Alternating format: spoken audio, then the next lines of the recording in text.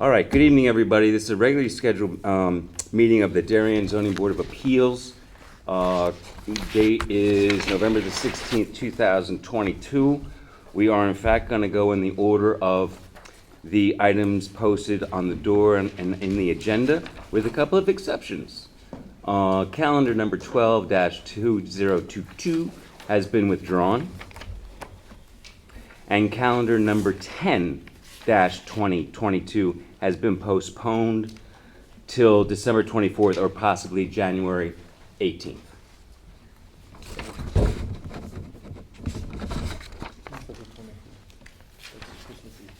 Oh, we're not meeting on Christmas Eve, I can tell you that. I correct myself, thank you. December 14th or January 18th, 23, okay?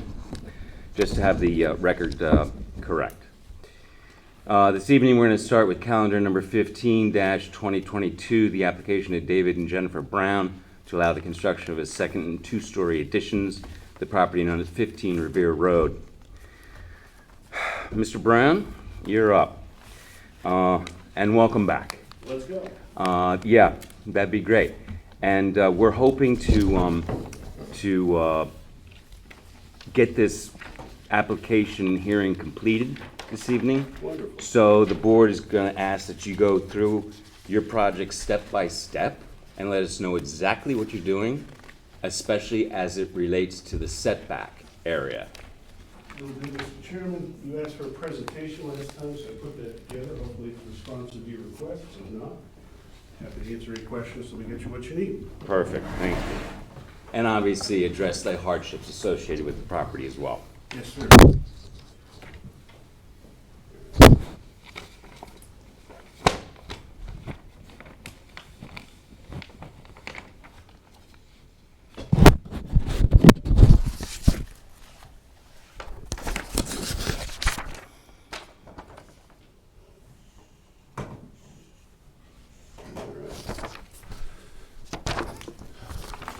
Continuation from the September 21st meeting.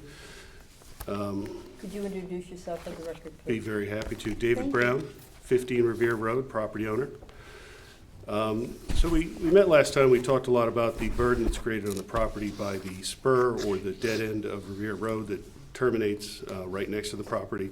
A couple other points I would like to raise to the board's attention tonight, because there are actually a few other burdens on the property. Number one is the property, even though it's a .334 lot, is situated within a .5 acre zoning area in the overlay. And the reason that creates a burden is because the setbacks are greater, contemplating a half acre zoning versus a 1/3 acre zoning. So 15 feet becomes 12 feet, or becomes 20 feet, and we have additional burdens that wouldn't happen that don't really conform to the size of the property, and that creates a burden. Number two, the house was built in 1953 as per the field card. Zoning overlay, from my understanding, was put, the zoning regulations were put in place in 1959. So it was built before the zoning rules were there, which includes the setback rules. So the house is burdened by the fact that it was built prior to the legislation, prior to these rules being in effect, and the layout and the way it was situated on the property, there were no such rules in place. So to make it comply now, long after those rules, long after it's built and after these rules, is the purpose of us coming here, because it is a burden created by that. Finally, number three, we have the double frontage, the dead end, the spur to nowhere. Again, the double frontage, it is my understanding from previous P&Z staff that the road was created, the spur originally, in conjunction with the easement to go back to Libby Lane, and also was intended that the road should follow back to Libby Lane. For whatever reason, I don't know.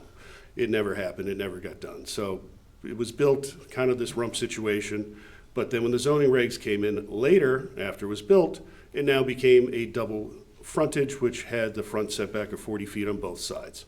Rules that were never in place when the house was contemplated, built, this road situation was done, but now burden the house currently. So we have three hardships that are in place right now on the property. What we're looking to do is to reduce the overall nonconformity. Our goal is to remove, in the area here, the shed that exists on the property.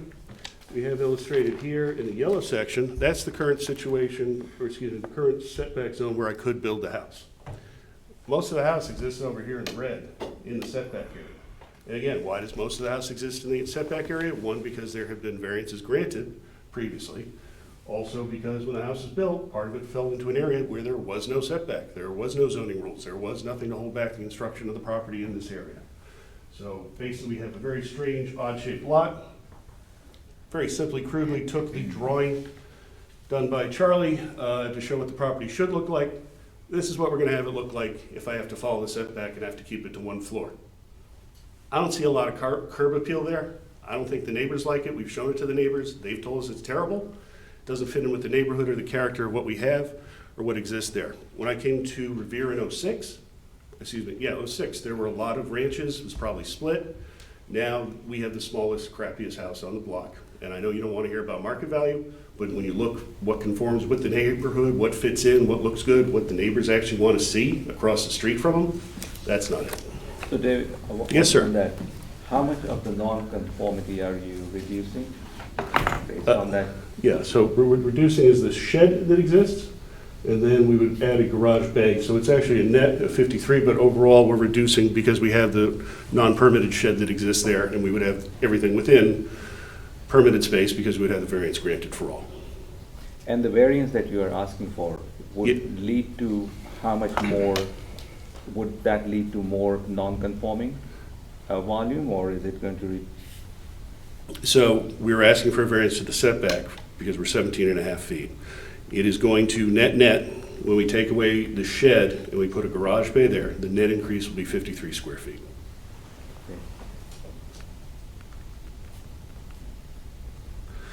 This is what the house looks like currently. You know, pretty standard ranch. This is what they all looked like when I got there, or about half of them. This is just quickly looking at the field card, looking at Zillow. There was some different data, so I just want to make sure everybody saw everything. But if you take a look at the sizes of the houses right now, you know, the top of the list right now is 19 Revere at 6,600 square feet.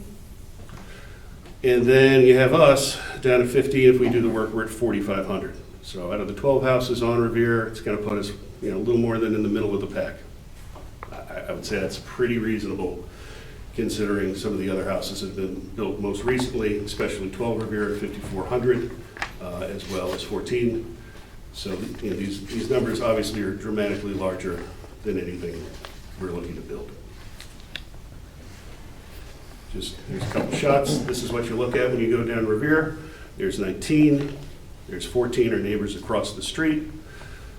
Here we have 12 Revere. This was another ranch that was knocked down. 13 Revere, another ranch that was knocked down. As you can see, very balanced. Fits the color, character of the neighborhood. Pretty much where this neighborhood has developed over the years. Here we have 7 Revere Road. 66, no, that's wrong. It's 5,400 square feet. Again, balance, makes sense. Looks like somewhere you'd like to live. 9 Revere Road, same thing. So, alternatives we have. This is what we're looking for. Looks like everything else I just showed you. This is if we have strict enforcement of the zoning laws, Rule 406. I'm asking for a variance for strict enforcement of that rule because nobody wants to buy that, live in that, look at that, be in that. And the reason that that happens is because the zoning rules that came into place after the house was built, because of the 2 streets, because of the situation that we have with the overlay, and because of the situation we have, given the situation with the, given the situation we have, you know, with the road that I have no way of changing.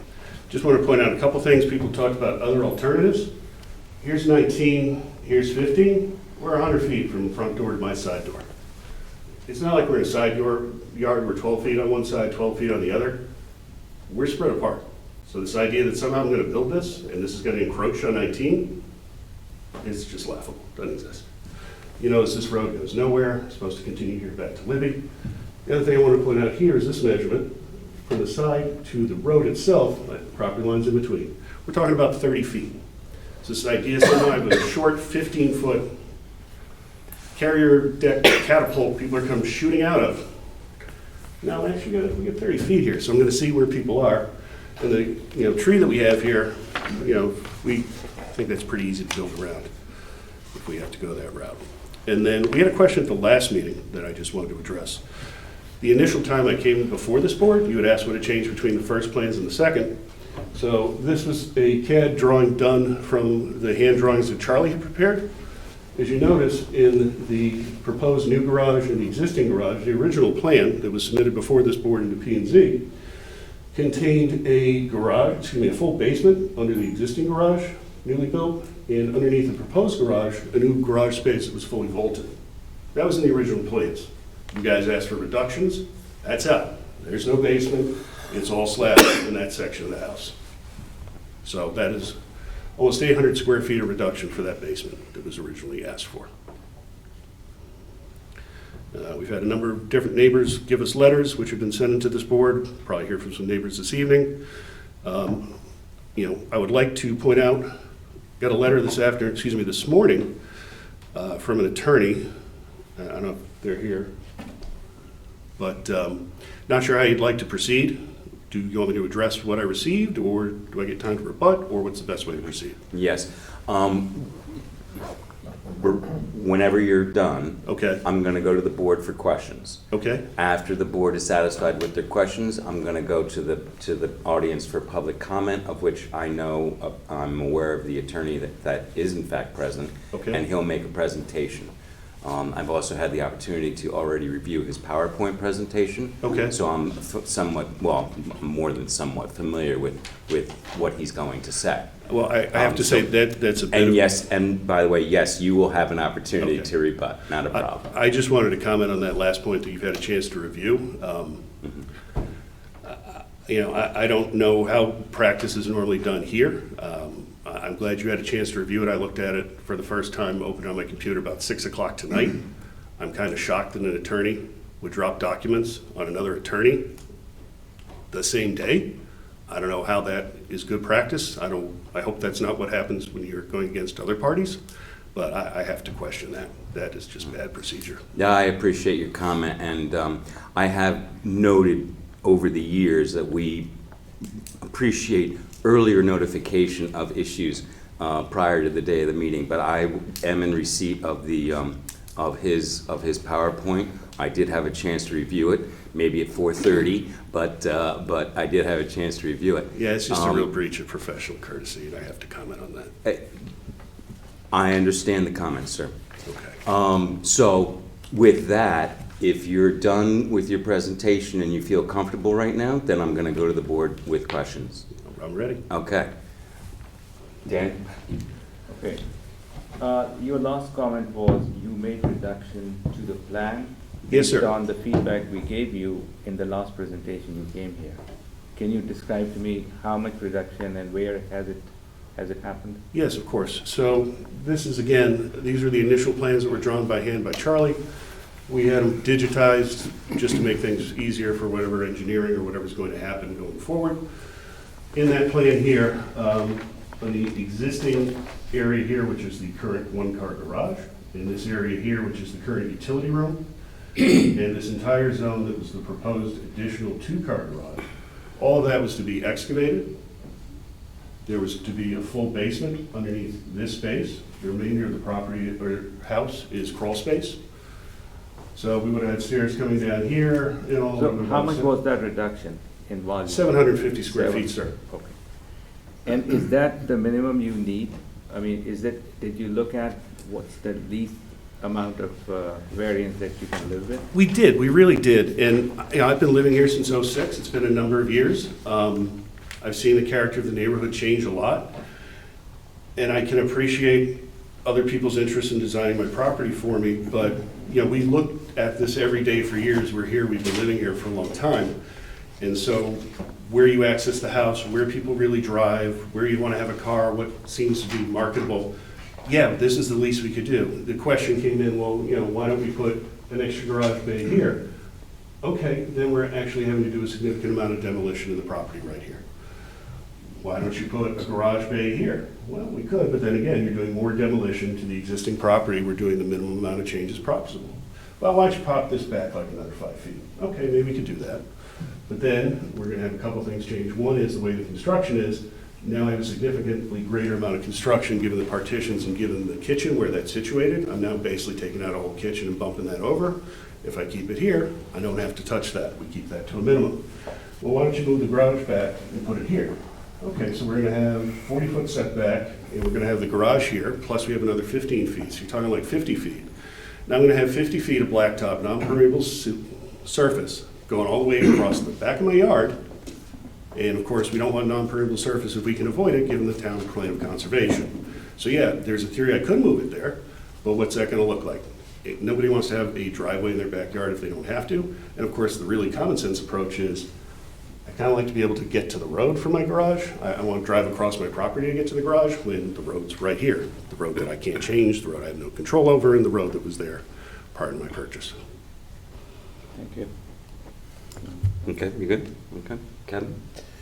Let me start by stipulating that if I lived on your block, I would prefer the appearance of what you're proposing over that alternate massing that you showed.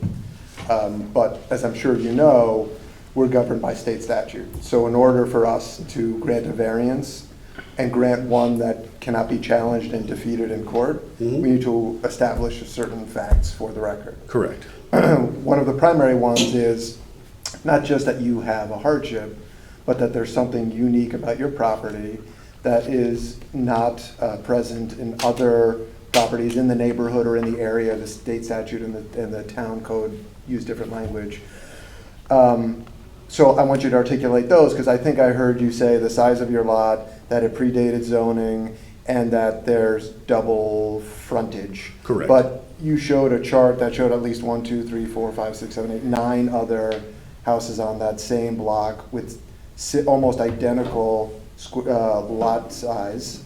And I see them, sure, just looking at the map, there's multiple properties also with double frontage. So if you could articulate for us and for the record what the unique thing is about your property that would take you to the next step. Sure. I think there's, the 3 points that I've articulated and that you repeated back, which are, the timing of when the zoning regulations took effect, the fact of the zoning overlay, so we have a very small lot with half-acre zoning restriction, and the fact that we have this strange road. I would say that the character is different from a lot of the other situations because nothing else is a dead end. Nothing else just stops and goes only to one house. And if anyone was to come to you right now for a plan saying, hey, we'd like to put this in as a dead end, you wouldn't accept it. We would need a T, hammerhead, you would need a cul-de-sac, you would need some sort of turnaround, you may even need a fire hydrant like you did on any lane. It's not gonna get approved. So this is, the same as I have a legacy issue because this was built prior to the regulations. Obviously, that road was built prior to the regulations. So I don't think that's a situation that exists on any of the other corner lots in the property. Those are on the active part of the road. I would point out that on the corner of Norotan and on the northernmost corner of Norotan and Revere, that property there actually is closer to the road than we're proposing to build. So I think that's happened over time. So I don't know whether that was granted via variance or just grandfathered in also. Pretty sure that was addition. So it has happened even for the part of the road that was not actually this unique cul-de-sac that, again, that's the most unique burden. That doesn't exist anywhere else. The other ones may have the half-acre overlay as I do, of course. And there may be houses that predated or may have predated the actual application, adoption of the zoning laws. But this is very, very unique, given the 3 of those put together in this situation. Okay. I heard you say that you're in terms of removing the shed, but then adding some new building in Yes. in the setback leads to a net increase of 53 square feet additional in the setback. But do you have a sense of what the cubic volume is in the setback? So not just the bottom square feet, but like when you take the whole volume that's being put into the setback, roughly what that is? I don't. I mean, obviously, that's the square footage, that's the ground footprint, but the plan, as you can see, is to add 2 stories. So it's going to be whatever is in that section, on both floors. So you would take that and figure out, I guess, double the square feet is what you're looking for. I can try and get a more accurate calculation when we have other presentations, if that would be helpful.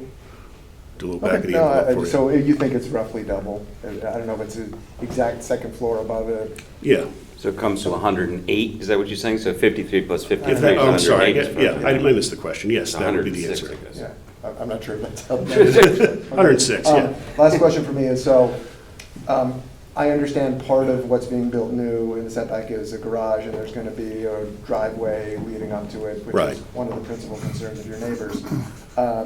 I heard you address their point about the safety issue, but one thing they also mentioned, which seems to bear discussion, is why, if you have that driveway in, you also need the curved driveway in the front of the house, and you were talking about not having too much concrete or cement on the Right. property is why you then need both of those. So I have two thoughts on that. One is the point you're raising about the cars sitting in this setback zone. That's been going on since 1953, whenever the house got built, so that's nothing new. I'm not sure why we're upset about it now, other than just trying to find an excuse. But I think more pertinently, if you look at that driveway that's proposed, we're in the early stages on this. I'm going to go through P&Z. They're going to look at drainage. They're going to look at the water.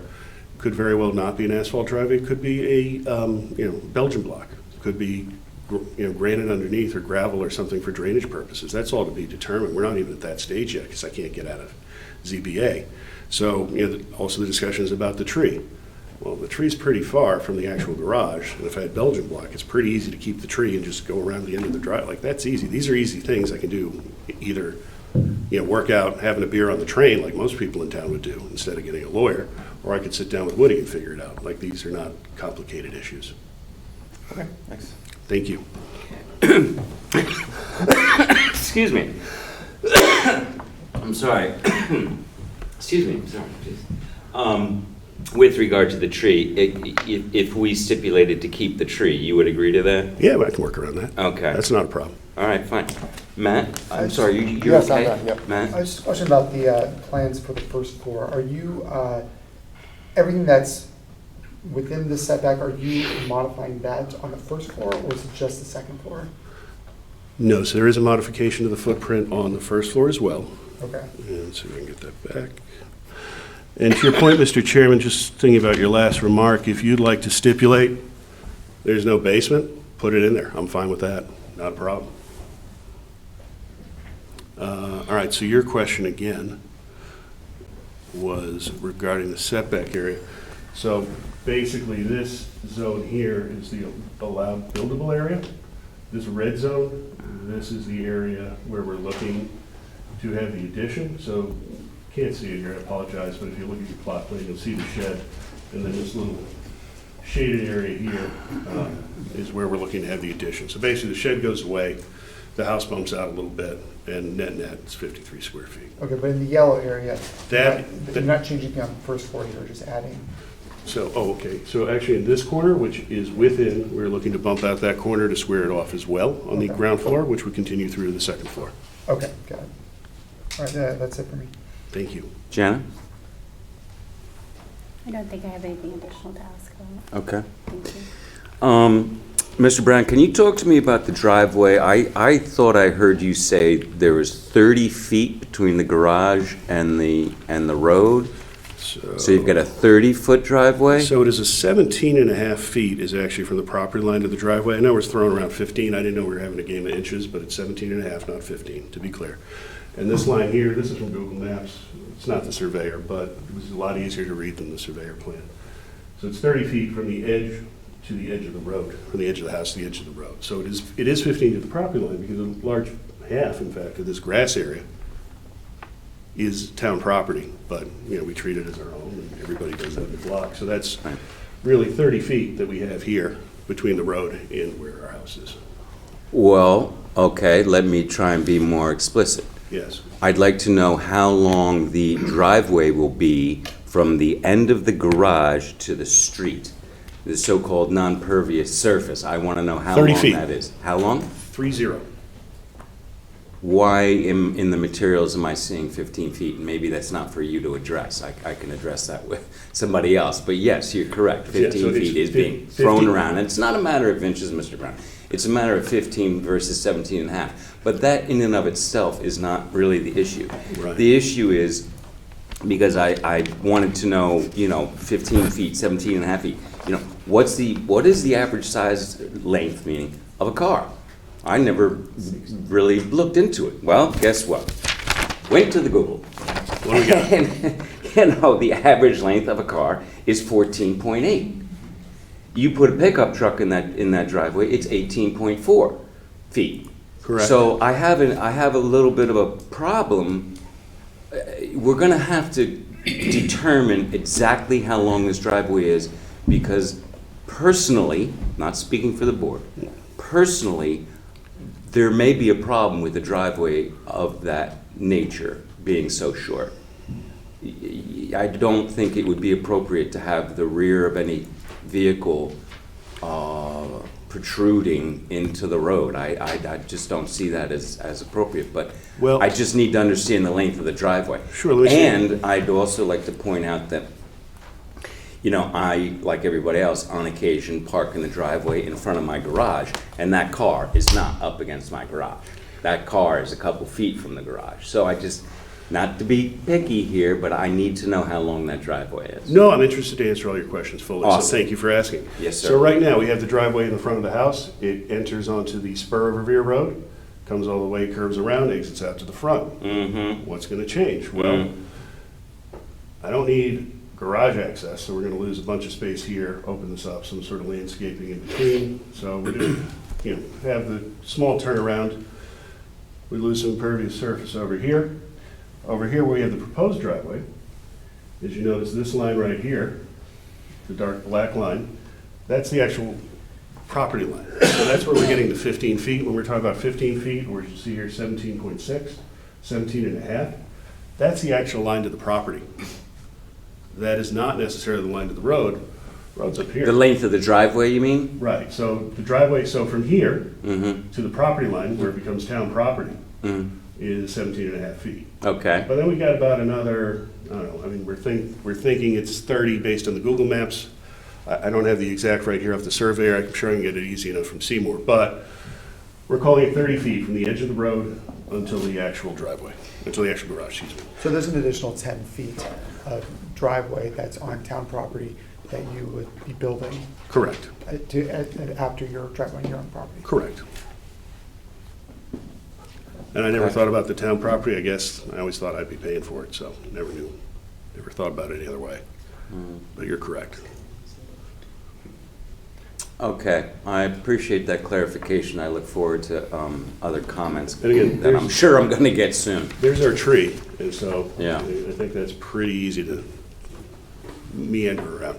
I'm sorry, I know you said this earlier, but I missed it. What is the plan with the existing driveway? Is it just to cut it off at the house and keep it as a roundabout for I additional would just keep parking? this around up, and, people come to your house, they They go there as a They go second there. driveway? Right. Okay. And quite honestly, in terms of the driveway size, we have 3 cars out here now. If I get the garage in the back with 2 bays, guess what, I have 1 car. So we have an instant improvement in the appearance. So the garage is actually an enhancement to the property. It would make sense to have a garage versus having cars out. I can't speak to what cars we'll always have, but, for instance, we came here to Mini Cooper, that's not hanging out in the street, and I don't have a truck, so, I appreciate the concerns, but if we do keep the front as well, we have plenty of room for parking, it's not gonna be hanging out on the street. Or if it is hanging out, it's gonna be the way it's been hanging out since 1950, whatever, or since we've been parking there. Do you have any concern that the town may not give you a permit to construct a portion of your driveway on town property? Hadn't considered that. Honestly, I was doing this one step at a time, looking forward to getting through zoning board of appeals, and then I'll deal with the town next. Had not gotten that far.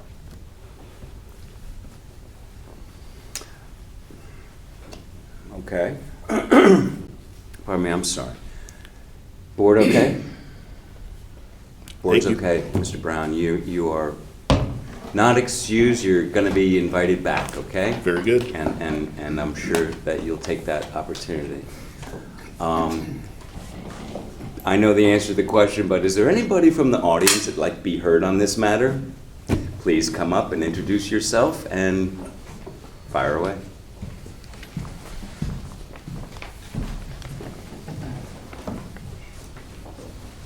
I just need a minute to get No worries. set up here. I'm tied into Actually, the you town know what? While you, system, so I have am to. I allowed to go get water? Even Sure. though we're on TV? Sure. Are you sure? I don't want to. I don't want an appeal based on the fact that the chair had to get water.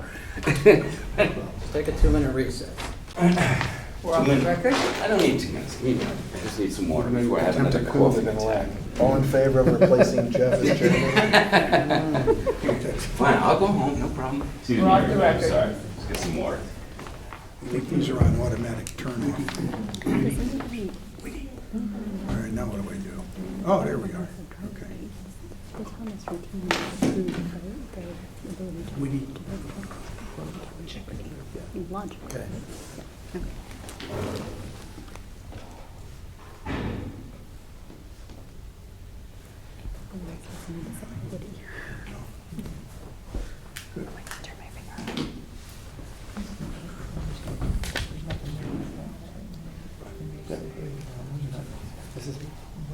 Ah, look at that.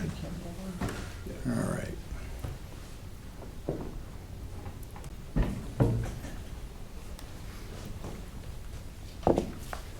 Geez, I should have gotten the water myself.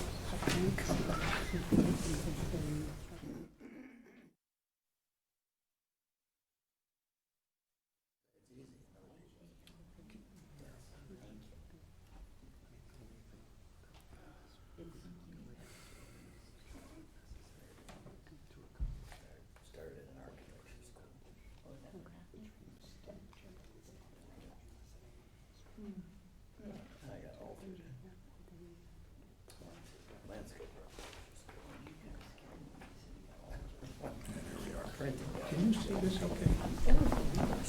Well, when it reconnects, You can see it, the screen without the, detecting device. You ready? You back in session? I am, I apologize. Good, this will come back. I wanted to This will avoid come back. another coughing issue. Thank you. We're back on the record. Thank you. Yes, Lonnie, we are. Thank you very much. I appreciate that. You're welcome. All right, that one's working. we can just turn. Yeah, I don't know what's going on with this. I just set source on this. Oh, there we are. Later. There we go. There you go. You Okay. didn't miss me at all. Good evening, everyone. My name is Robert Maslin. I'm an attorney, and I represent the Antonaccis, who live at, they don't live there yet. They own 19 Revere Road, which is across that dead-end spur of Revere Road. Ryan is here, sitting next to Hervé. Mrs. Antonacci is home with their newborn, unable to come tonight. I just want to mention before I get started, I want to address this comment about what attorneys are supposed to do. First of all, I don't know Mr. Brown. I don't know what he does for a living. If he's an attorney, so be it, but this is nothing between attorneys. I was hired toward the end of last week, and I submitted to him the email that I sent to Woody with this PowerPoint on it as soon as it was finished. It took me a couple of days to get my research done and put it together, and you'll see I did a couple of illustrations that needed some work. But when we're talking about notice, this hearing started in September. The Antonaccis didn't know about it then. Why? Because the applicant sent certified mail, apparently with the green receipts, not certificate of mailings. So the mail went to the former owner who sold the property in July, or thereabouts, in Wallingford. They never forwarded it. So the Antonaccis never knew about the first hearing. In their mailbox, they found a different letter with no item K on the day of the October hearing, the day the October hearing was scheduled. No plans, no item K. This application was postponed from that evening till tonight. And during the interim, Mr. Antonacci did some checking and eventually decided to call me, and that was toward the end of last week. So I put this together as quickly as I could, and when it was finished, I included Mr. Brown as a copy on the email to Woody. So Woody got it. It was sent to him the same time I sent it to Mr. Brown. So that's the story on these notices. I didn't see anything of Mr. Brown's PowerPoint until about 20 minutes ago, when he started. So I'm trying to do the best I can. I'm trying to be fair to an adversary here, and that's what I did. So I'll go through a series of slides. The first couple have a lot of text on them, but then I have some illustrations for you. There's no hardship here, none. This is a regular size lot. The front yard requirements on corner lots are not unique to this lot. There are 6 others, and as I'll show you on an aerial, within 500 feet of this. And they all have the same double frontage, double front yard issue. There's no unusual circumstances here. It's a flat, rectangularly shaped lot, and the building envelope is larger than the 20% building coverage that's allowed in this and all the other residential zones. There are no size, shape, or topography issues. It's not hilly. There's no wetlands. There's no water courses on the property. And what they're doing is choosing themselves which way to go with the addition on their house. And as I'll show you, there are places on the property where they could actually either start from scratch, build a new house, or put an addition in a totally compliant area. The zoning regulations do not deprive the applicants of reasonable use of their property or substantial justice. And we'll go into the illustrations in a moment here, but the point is, in addition, the same size that's being proposed in the setback can easily be placed on the property in a fully compliant area without variances. And this 2,906 plus or minus square feet is maxed out on building coverage, and the complying building area is in the range of 3,700 square feet. So there's plenty of compliant area. And this is not the minimum adjustment. Obviously, the applicants lived here for several years as a ranch, and it's just simply not the minimum adjustment. Additional considerations, the parking spaces in the new garage or in the front setback, that's not allowed under the regulations. As long as they're treated as the minimum 2 spaces for the single-family use, they have to be outside of front setback. There's no variance request for that. The 15-foot driveway, and I called it 15 feet because when you look at the zoning location survey, there's a 15-foot line called out, and it's very, very close to the front face of that side of the building. So we're talking maybe a foot or so, but when you account for awnings, not awnings, eaves and gutters, you know, now you're down to 15 feet between those points. That's and a little nitpicky if It you're is counting the nitpicky. eave. I mean, It is you know, nitpicky. because the car is not going to be on top of the eave. It's going to be That's underneath true. it, but. But I have okay, 15 feet okay. here because that was the way it looked when you look at the zoning location survey. If it's 17 and a half feet, okay, but you still need 18 feet for a compliant parking space. I know, 9 by Okay. 18 is a standard parking space, but can. I don't. Go ahead, please, go ahead. No, no, you were going Well, to ask. I just want to address, the issue seems to be, I'm not going to use the 15 feet because I'm not sure that I agree with that. So it's 17.8, if my memory serves me correctly. Says 6.6. Memory did not serve me correctly, but 17.6 from the edge of the house, garage, excuse me, to the town line, or Yes. sorry. But Yeah. then he's got another 12.6. How'd I do on the math? 12.6. No, not good. 12.4. Right, But you know what I'm trying to say, okay? Yeah, and So the what I- driveway is actually, you know, all kidding aside with the math, but the driveway is actually 30 feet. Is that correct? I didn't measure the distance between the pavement in the street and the town versus private property line. I don't know what that distance is, because it's not really measured anywhere. It's not on the survey. I believe it's It may being be true. represented as It certainly 30 can be feet. true, but the minimum front yard of all of the residential zones in town is 25 feet.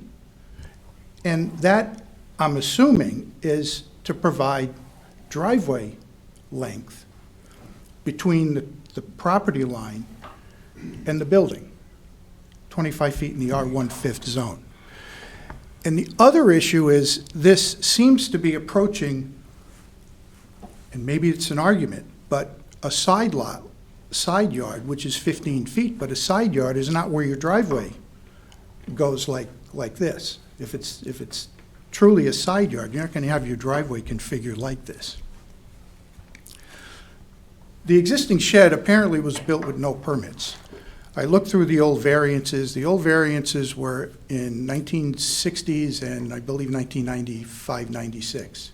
The first one was for a minor addition, single floor, to basically put the garage and portion of the building out.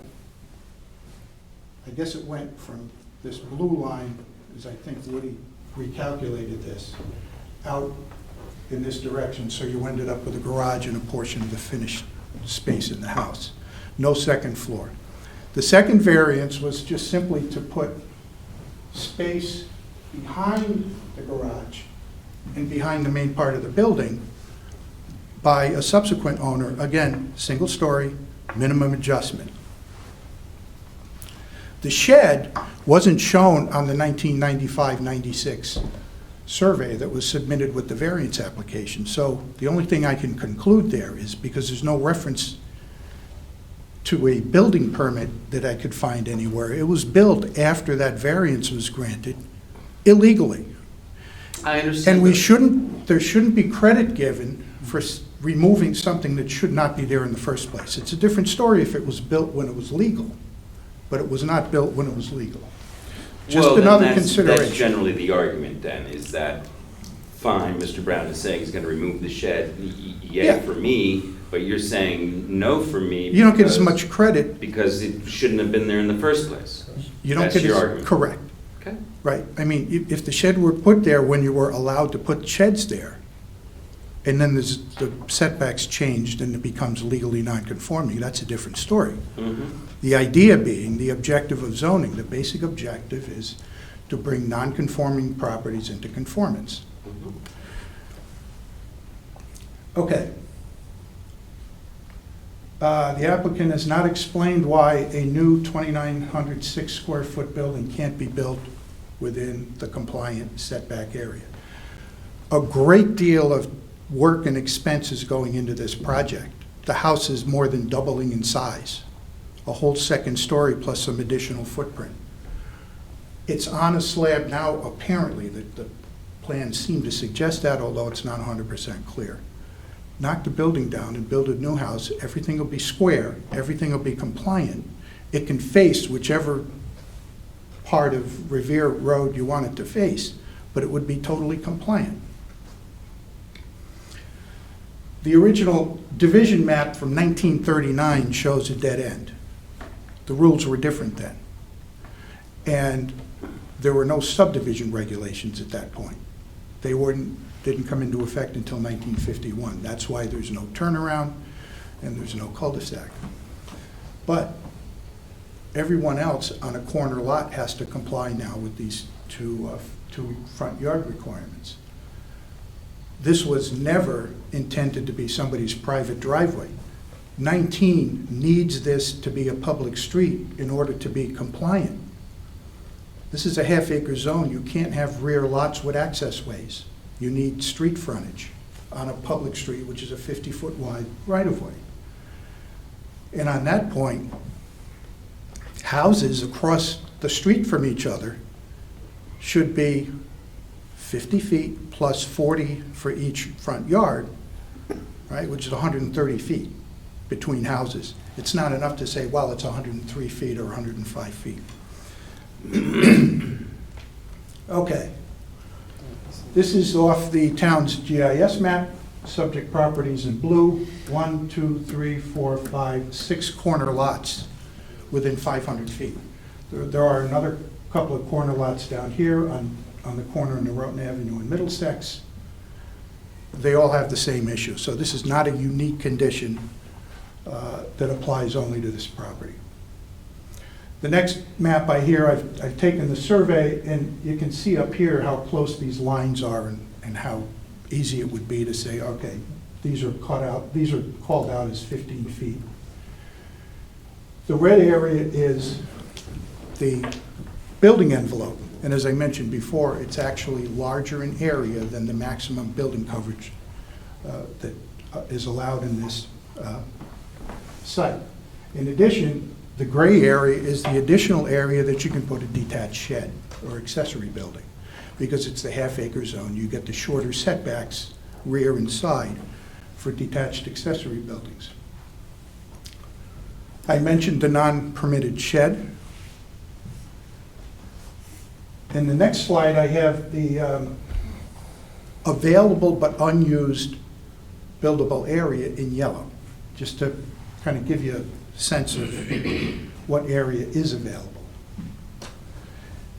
This next slide, what I did here was I took an outline of the existing footprint shown here on the survey, and I moved it down into this unused area. And I took the proposed area in the setback, and moved that also to the yellow available area, and you see you have plenty of space left. So a house can be built that completely complies. Now, these next couple of slides are my best way of illustrating to you what the volume differences are and what the volumes are that are being proposed in the setback. And I took this information from Woody's initial markup of these two plans that are on boards here.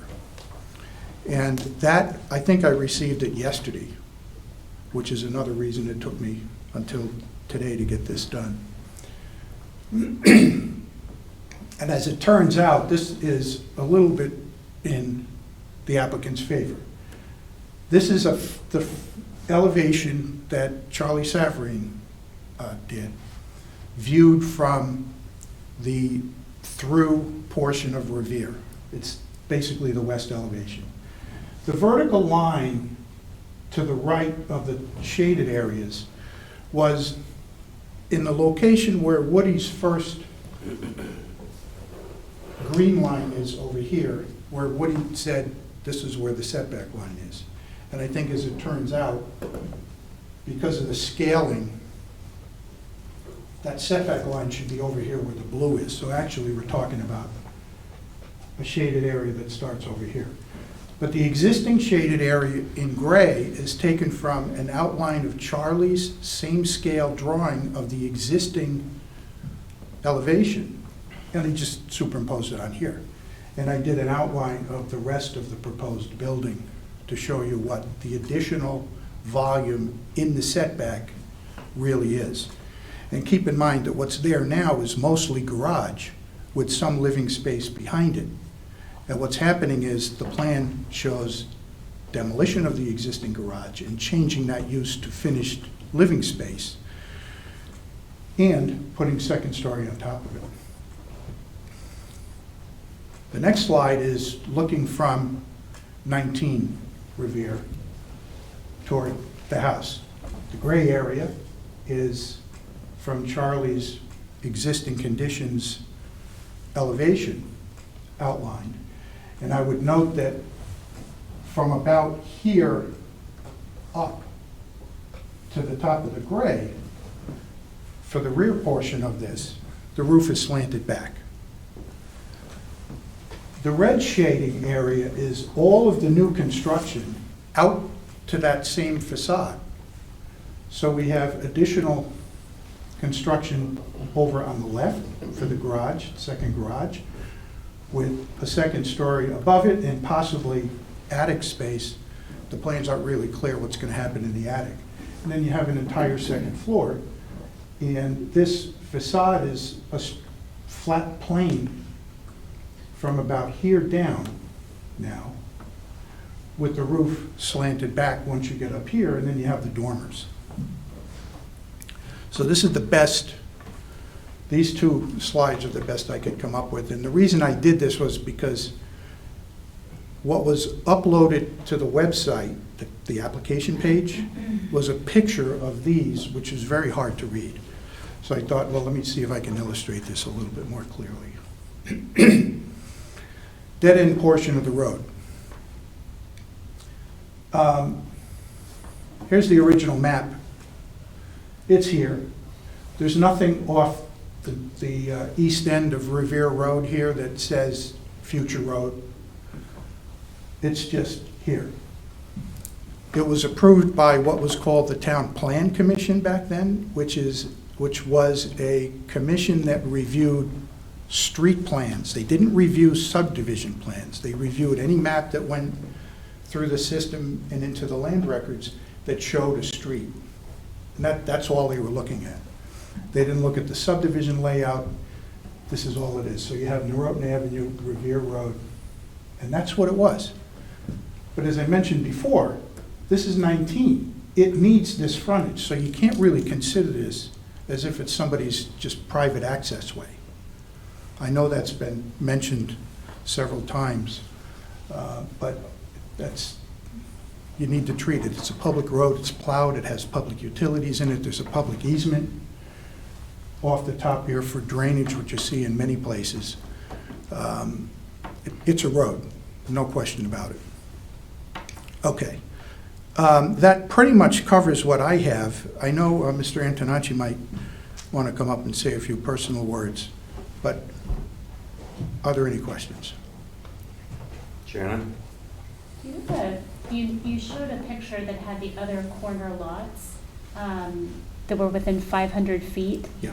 of 15 Revere. So to my eye, it looks to me that those other corner lots are larger than 15 Revere. Is that? I don't really think so. They're pretty close. This one looks like it complies all the way around with the setbacks. There might be a couple of feet in one direction or another. This might be a little bit deeper. I didn't measure them. They may be a little bit, this one is narrower down at the east end. This was all one lot originally on the 39 map, and then it was split, so that it's still, they still have the two front yard requirement. Okay. So if they're a little bigger, it just means they have a little bigger area to move around in, but the footprints and the maximum building areas are based on lot size. And that's what you buy. When you buy a lot, that's what you get. And if you don't have as much land as your next door neighbor, well, then you can't build as much. That's just basic zoning. And I have another question for you. There's another picture that you put up that shows, it was the one after where you showed the shed, and it was red compared to the buildable area. That one. Thank you so much. And then it was the slide after that, where you show. Oh, that's the first Okay, red one. keep going. This one? That one. So in the way that you've laid this out, I understand you're just sort of showing a hypothetical of how things could be moved around. Did you give thought to where the driveway and the garage would go in that type of scenario? My point on this was just to show the availability of square footage in a regular shape that's more than sufficient to build a 20% footprint house. No, I understand. I'm clear on The that. driveway could come in on either side. Really, that's kind of a secondary issue. And with a two-car garage, either along this wall or along this wall, you have compliant parking spaces because they're outside the front setback. You're using the 40-foot setback. 40 feet from here, was the boundary, 40 from here, and 40 from this boundary. 25 in the back, and 15 along the south side, because this becomes a side lot line this is a rear lot line, because this, the length of this boundary is longer than the other dimension. And So, you know, again, the point is, this is certainly buildable, and where a garage goes is really up to the architect or the owner. I appreciate that. This has been a long journey, I think, so I'm just trying to Well, understand without, it's long because you saw this, and then questions were raised, and the previous owner across the street objected, and then after the hearing was continued, the application was withdrawn. And now we have the same application, except removing some basement space, that doesn't do anything for the appearance of the house from neighboring properties. But yes, it's been a long journey for you guys. I'm just getting into this. And I don't know if you were here for the first one. I was. You weren't there, okay. Yeah, it's been going on since June. Okay, I'm good. sorry, Matt. I'm sorry, are you done? I, Thank you. Yep. And Matt, I'll give it to you a second, I'm sorry, but may I ask, because I want to know, I want to be clear, and I know I can ask the owner this question who probably has something to say, but can you just explain to me again what their objection is exactly? I mean, It's this, too big. this and- house, well, if I may, this existing house, and I won't use the word that Mr. Brown used, but is a very modest house on a street that is 70 to 75% completely gentrified, so to speak. So why, I don't understand. I would think they want some improvement done on this property. I've seen this property. So if you could just explain to me again, because I'm not understanding what the objection exactly is. I Mr. heard you say it's Antonacci too big. is going to come in and tell you exactly Okay. I that, just thought but it- it's yeah. too big, too close to the boundary. That's it. You know, other people on this, let me go back to that slide. Other houses in this neighborhood have the separation across the street of 130 feet, except this one. And what's being proposed here is more than just a garage and a little bit of space on the first level behind it. This is a 2.5-story structure, 15 feet from the front property line. That's not even allowed in the R1/5 zone. Now, the Antonacci property at 19 is undergoing some renovations before they move in. All of that complies. And the lot is roughly the, Well, those are got the interior same building. renovations, to my But still, understanding. but still. Well, it's a still, of course they're gonna compliant be in house. compliance because they're Well, the interior lot- renovations, so. the lot is also over a half an acre compared to the one at 15 Revere, which is I .334. don't think that's more than. I It's don't think it's more than .55, that. according to Is the it? field card It that could be, okay. Mr. Brown presented. But it's, no, it's built in compliance.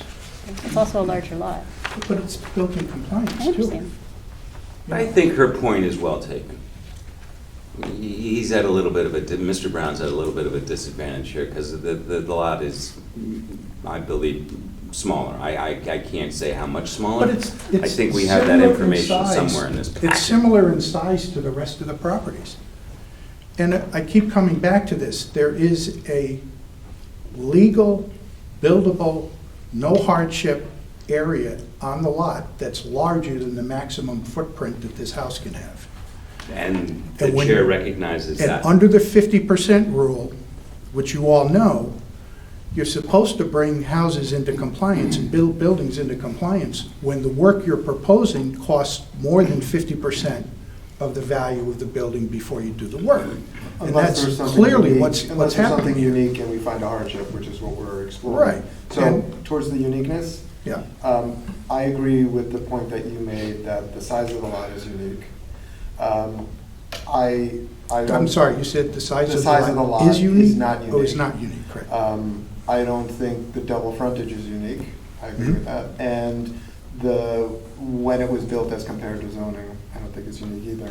But I think the applicant's point is, when you take those three things collectively and add in, was his argument, that it's on a dead end, unlike the other frontages, which are not on dead ends. They have full streets, public streets going both ways, on each side, that when you add it to those other factors is what makes it unique. So I just wanted you to address that argument that he made, that Are you saying collectively, all of these things that are not unique collectively become something combined unique? with the dead end, which, Mhm. the other ones that you point at, right, the other 6 are not on a dead end. They have double frontage, but they also have roads going Yeah. both ways and each way. This is a little different because it does terminate right at a dead end. So it's a little bit unique that it's a spur instead of a road creating the frontage. I believe that's what I understand his argument to be about why it's unique as compared to the others. So I just want you to have opportunity to address It that. does not create a hardship. The uniqueness has to create I the understand. hardship. But my first question was, is it in fact a unique component to his property? The That's fact that question it's on one. a dead end? Yes. Combined with Because there are other plenty, issues. well, uniqueness has to be tied to hardship. You can't Uniqueness have is a the hardship. first- Uniqueness is the first factor, so I'm just Mhm. testing whether you think it's unique. If you do, then we get to the second question about whether that uniqueness creates a hardship. This is not the only dead-end street in Darien or in residential zones. So it's just not unique. It's, when you really look at this lot, it's a rectangular, flat, buildable lot, no ledge, no hills, no water courses, no wetlands, none of those restrictions. It's got public sewer. You don't need space for a septic or a cesspool or anything that would impede your ability to pick your spot on the lot. And therefore, there's nothing unique sufficient to create a hardship. Now, it might be the only, this house is on a dead end too. That alone takes your uniqueness away from this one, because the That's exact why I same asked, thing was is it across. Combined with the other factors, I was asking. But, okay, but starting with being on the dead end, it's not unique because the house across the street is on the same dead end. So that eliminates the uniqueness with that respect. The other factor I think you have is, that you mentioned, is the double front yard. That's not unique I either know, because you got I all the stipulated that, rest. so we don't need to proceed. You answer my question. Okay, all right, Good. That's it, yep. Matt? Good. okay. Dan? Okay. Do you want to, Mr. Antonacci? Yes, hang on, just one Oh, moment. Woody. Woody? Never mind, I have a concern about this driveway and the parking issue.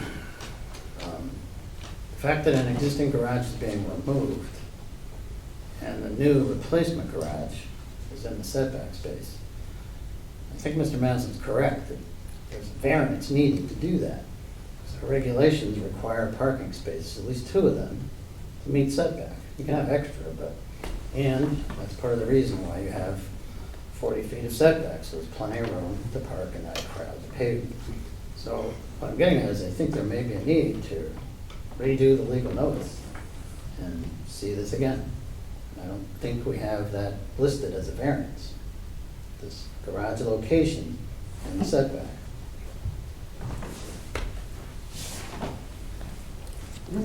We don't, If we were going to approve this, I think your point is, we can't approve it absent a new hearing with proper notice on an additional variance. Right, as I see it, replacing a one-car garage somewhere else on the property. Now, the one-car garage was apparently approved by a variance years ago to be in that location, not in this new location. So I think there's a glitch here with that. well, I don't know how this glitch was created, because we've known that that Mr. Brown has proposed the 2-car garage from day one, unless I'm missing something. Right, he didn't ask for a variance of the parking alignment, and frankly, we didn't notice it as staff. Okay, so let me get this Mr. straight. Madison is pointing out that there's an issue, I think, with this parking. Just from my knowledge of the zoning regs, you need a variance to have necessary or required parking spaces in a front setback. Okay.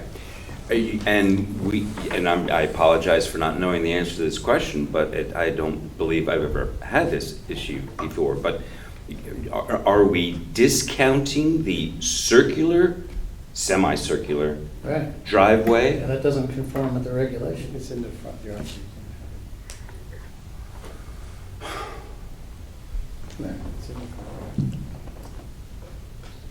One of Okay. the points that Woody made was, one of the parking spaces is in a garage, but that's being removed.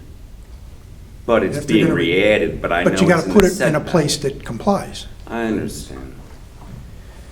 Okay. Woody and/or any board members have any further questions, comments for Mr. Maslin? That's a no, okay. Okay, Mr., I'm sorry. that's okay. If you're done, you If- can go ahead and have Mr. Antonacci come up. You gotta say your name and Okay. address. Okay. Good evening, I'm Mr. Antonacci. I'm the new owner of 19 Revere, along with my wife Brittany, who, as Mr. Maslin mentioned, couldn't be here tonight. She's home with our son.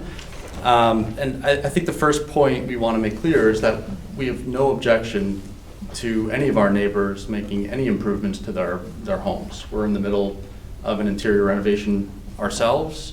Our only request, I think, after learning about the plans, is that any improvements that are done conform with the existing zoning code and don't impose any sort of negative impact on our property.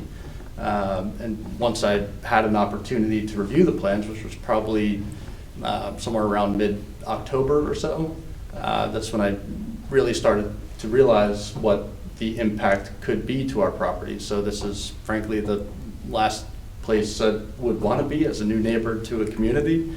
But after speaking with my wife and my understanding, speaking with the previous owners, they had similar concerns as well. We felt we needed to, place this objection and just be here tonight. So, aside from the concerns that you have in the letter I submitted, I know there has been some talk, Mr. Maslin brought it up as well, in regard to the spur of Revere, and while it does only provide access to our home at this point, it's still part of Revere Road. It's not a driveway in and of itself, and it's the only street frontage that we have available to us. So we hope it's treated with the same consideration as the rest of Revere Road. My wife and I have talked about this quite a bit, obviously, and the question we keep asking is if the proposed structure was there before we had bought our home, would we still have purchased it? And based on what we've seen, we likely wouldn't have. So that's part of the reason we're here tonight as well. So I don't know if there's any questions for me regarding the letter I submitted, but Thank you. Be right Thank here. you very much for your comments. We greatly appreciate them. Does anybody have any questions for Mr. Antonacci? Everybody okay? Woody? Okay. Okay. Thank you very much for your time. We appreciate it. Just a final thought to Please. wrap up. Yep. There's no hardship here. There's plenty of space to build legitimate, compliant house. This is certainly not the minimum adjustment necessary. I hear that on every single variance. I've been through the examination of the minimum adjustment. This is not a minimum adjustment. It takes basically a garage and a little bit of living space on the first floor and replaces it with another, looks like story and a half, with an additional footprint all up to this 17 and a half feet or whatever the number actually turns out to be. So for, back to the legal points, hardship and minimum adjustment, the applicant doesn't meet those requirements. And then the board should deny the application on those bases. Thank you. Thank you, sir.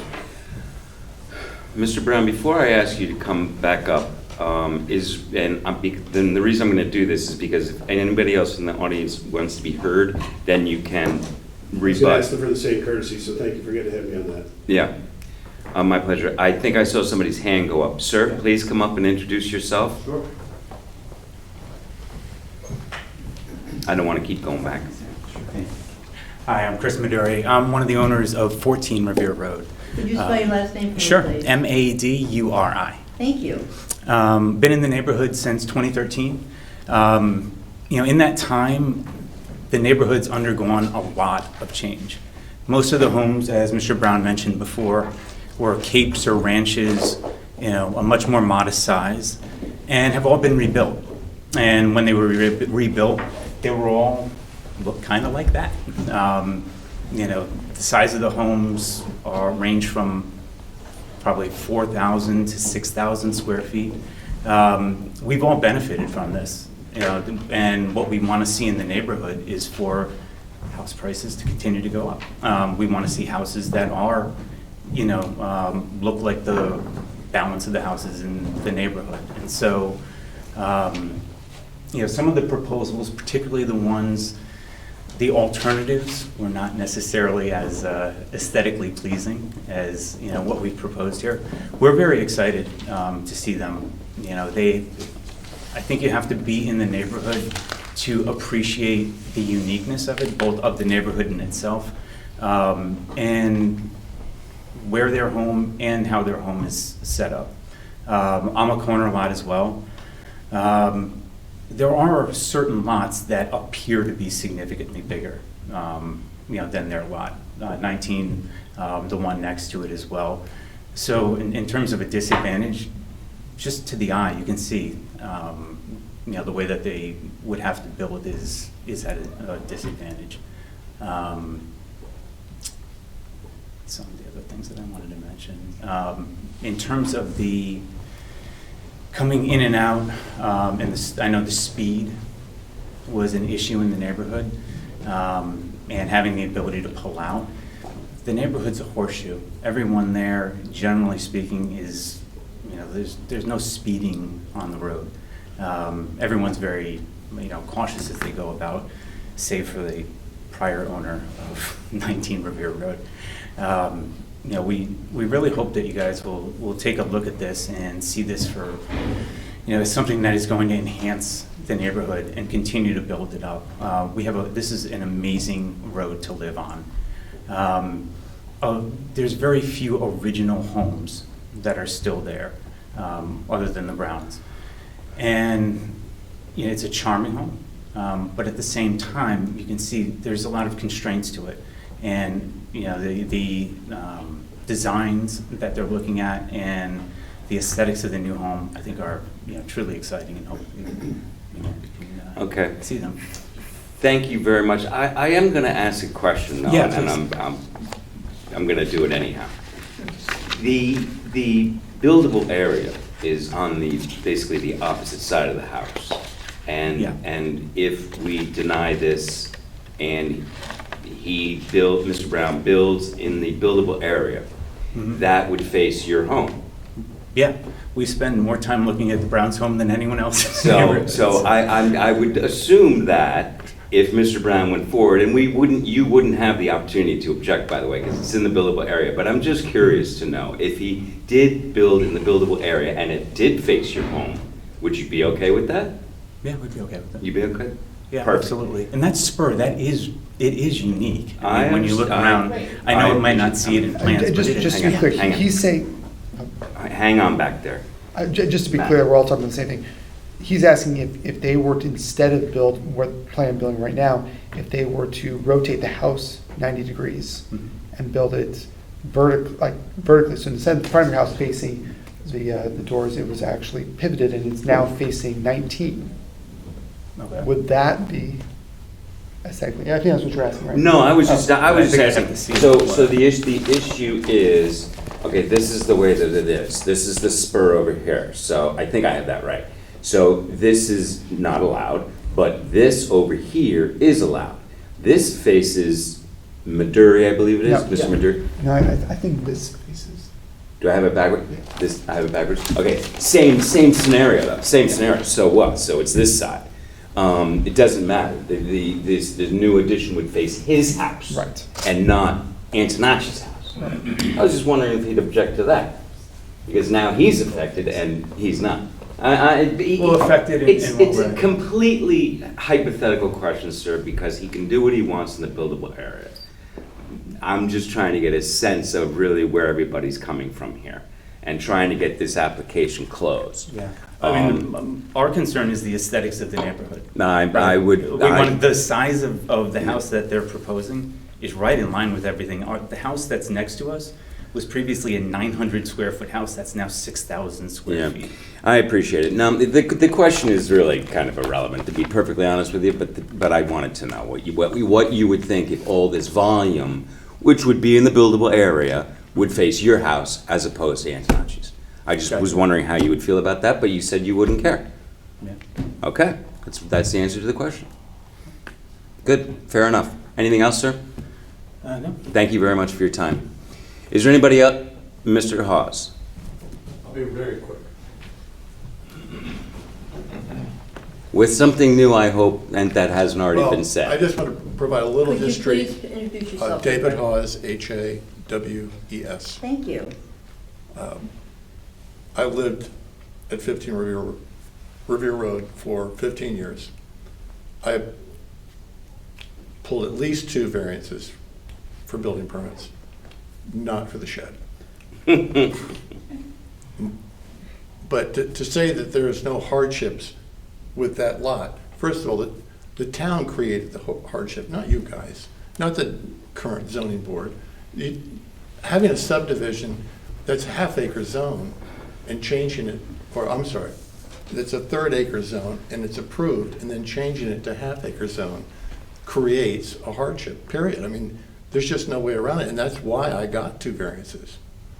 The corner lot, which, again, that spur road, that would not be approved today. And you want to apply today's regulations on properties, but based on regulations that would never be approved today. You wouldn't, that would be a rear lot because it has 0 frontage. And you can't have a rear lot today in less than, I think, 1 acre zone. So, you know, all these things, and why the zoning board of appeals is so important, thank you all for doing it, is you're trying to take some very antiquated zoning that got flipped around, and we don't even know why. Why would they change the zone? In fact, today, you couldn't take a half-acre zone and apply 1 acre rules to it. They wouldn't let you make it more non-conforming. So, you know, that's the challenge of all this. I'm not judging the plan, I don't know enough about it, but I do know that property. I know Revere Road, having been there for 15 years, and most of it was little capes, it was ranches. Now it's, as you said, gentrified. But hey, look, that's what we're all about. That's what it's all about. I get it. Okay. So, but as far as the shed's concerned and you know, why that was done, it was either gonna be that or, you know, one of the metal storage boxes while we were doing things. But I would have had to get a variance for that shed. I was taking that shed with me when I sold the house, but it became included. So that was the whole point. And Or it didn't fit on the truck, I guess. And it I wasn't don't know. built there, it was delivered. I understand. Okay, Okay, that's thank you all. very much. Appreciate your time. Is there anybody else from the audience that'd like to be heard on this? Terrific. Mr. Brown, I'll give you time to rebut, but I would ask that we keep it brief. I have allowed this to continue on for a period longer than I would have liked, but I'm doing the best that I can to hear everybody out and do the best that we can to make a fair and informed decision. I do appreciate that very much, Mr. Chairman. I'll skip the slides even before you try and move this along. I would just like to point to the file that we have with the town, to a letter dated September 12, 2002, attorney's affidavit of mailing, prepared, drafted by me, and submitted. Contains the addresses for each of the properties on the abutters list, which had the names of all of the current owners. At that time, the name of the current owner of 19 Revere Road was Lin and Yu Gao. However, we didn't have the name of Ryan and his family at that time. They hadn't closed from the records I was seeing before the mailing was due. So I sent one, also certified return receipt, to current owner of 19 Revere Road. You have this in your file. So this idea that the mailing was not done and notice was not prepared is false. And I've attested to that as an attorney. Okay. So to the point that this all had to happen on short notice, nobody knew, we had to have a fire drill and nothing was provided. They were fully informed in compliance back in September. Okay. So I needed to I clear that understand point up. completely what you're saying. I appreciate it. Let's move on from the notice. And the other point I would make, again, is to reaffirm that this is a unique burden on this property because it is the three factors and it is that dead end. There are other properties that may be similar. They're on corner lots, but none of the corner lots are identical. None of them go to a dead end. So it's a combination of those three factors and the uniqueness of that. As Mr. Hawes pointed out, none of this would ever get approved today, but I have the burden of it. So that's what I'm looking for you as a board to approve a variance, to grant relief of the rules, and prevent undue hardship. So I thank you for your time. I just have one question. Yes, sir. The point was made that this plan can be, can be made conforming. The building can be constructed on the conforming part of the land. That is correct. What's your reservation against it? The cost. So right now, we have the existing garage in the setback right now. We have 2 parking spaces that exist. So this idea that Woody threw out, which was the latest hurdle, that we can't have the garages and we need a new meeting. Well, no, actually, we're going to preserve those parking spaces. We're actually going to have the parking requirement that he mentioned. But the idea that we're going to demo the garage, it's not actually true. We're going to use that, and that will be new living space. We're going to use the studs. We're going to use all the materials that exist in that space. We're going to use the studs and materials that exist in the back up to where we're going to do the new addition. We're going to use everything that exists in the middle of the house. We're going to keep the bathrooms. We're going to keep most of the kitchen. We'll maybe update that later.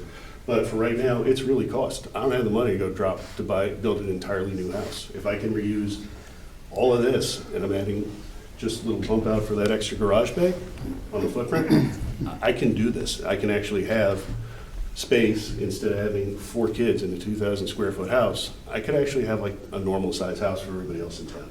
So, that benefits. So this area here, we use, the lumber stays in place. That's why we went and got an engineer, and we will have the engineer on site, making sure that we have the correct specifications for the materials to support the load going forward. We've discussed that with the zoning board, with the planning department, they know that.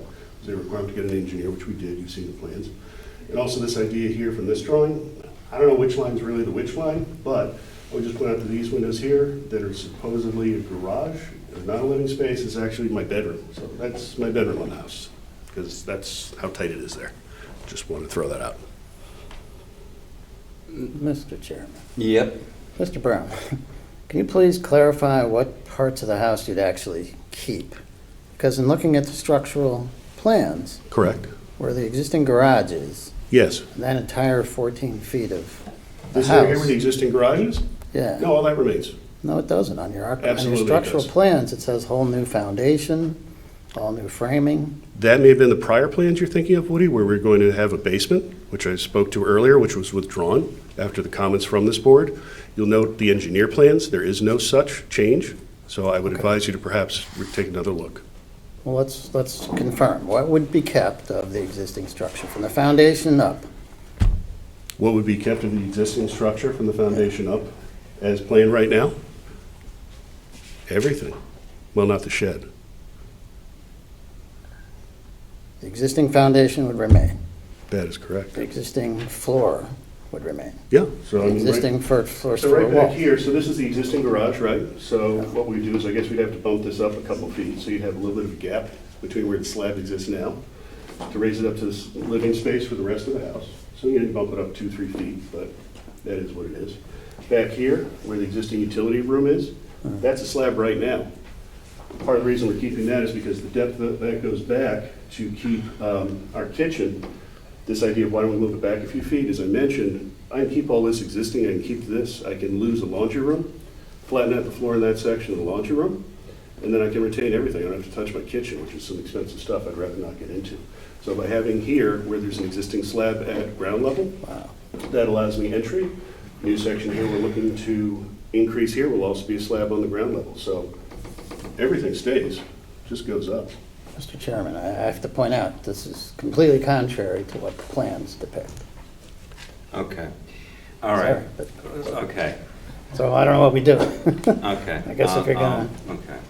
approve it, we might want to have a condition that they be Yeah, I structural understand. engineer verification. I understand. I get it. Okay. I would just turn the board's attention to the engineering plans that were submitted. Okay. Could someone go back to the parking space about you're saying you're keeping the parking space in the front? Right, so we keep the half driveway, so this parking, this bay, if you will, really moves from a non-conforming space, stays within a non-conforming space. There's no change there. It just is reoriented.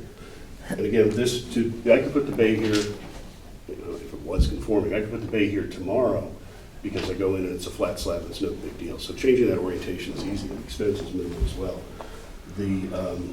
So that's why. I'm just trying to Of course. understand, Woody made a point that you need a parking variance, right? Because the proposed garage is in the setback, and you said.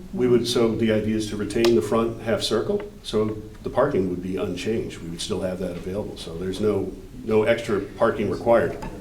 Yes, there is. Regulations require parking spaces that conform with setback. And in this case, yes, the existing doesn't conform with setback, but that was approved by variance. Now you're looking to move it to a different place. So I think we've got a problem. If you want to approve it, I think we have to Okay. clarify that this parking would be in a different location, and you get to evaluate whether that's okay. Okay, all right. Okay, a lot of this stuff should have been picked up before. The engineering plans that you're referring to should have been reviewed and commented on about the structure, because I read your letter relative to how much of the structure is still remaining, which I didn't understand, because my understanding is that it's staying. So we've got to clear that up. We also need to clear up this parking variance issue. So not exactly what to do right this second, but I will. And I'm going to stop. Excuse me, sir. I'm sorry, but I can actually hear you. If you need to have a conversation, that's okay, sir. But that's okay. But if you need to have a conversation, just step out in the hall. I would just ask you to step out in the hall. I'm very sorry. No worries. It's just a little distracting. I got a lot going on here. Okay. So.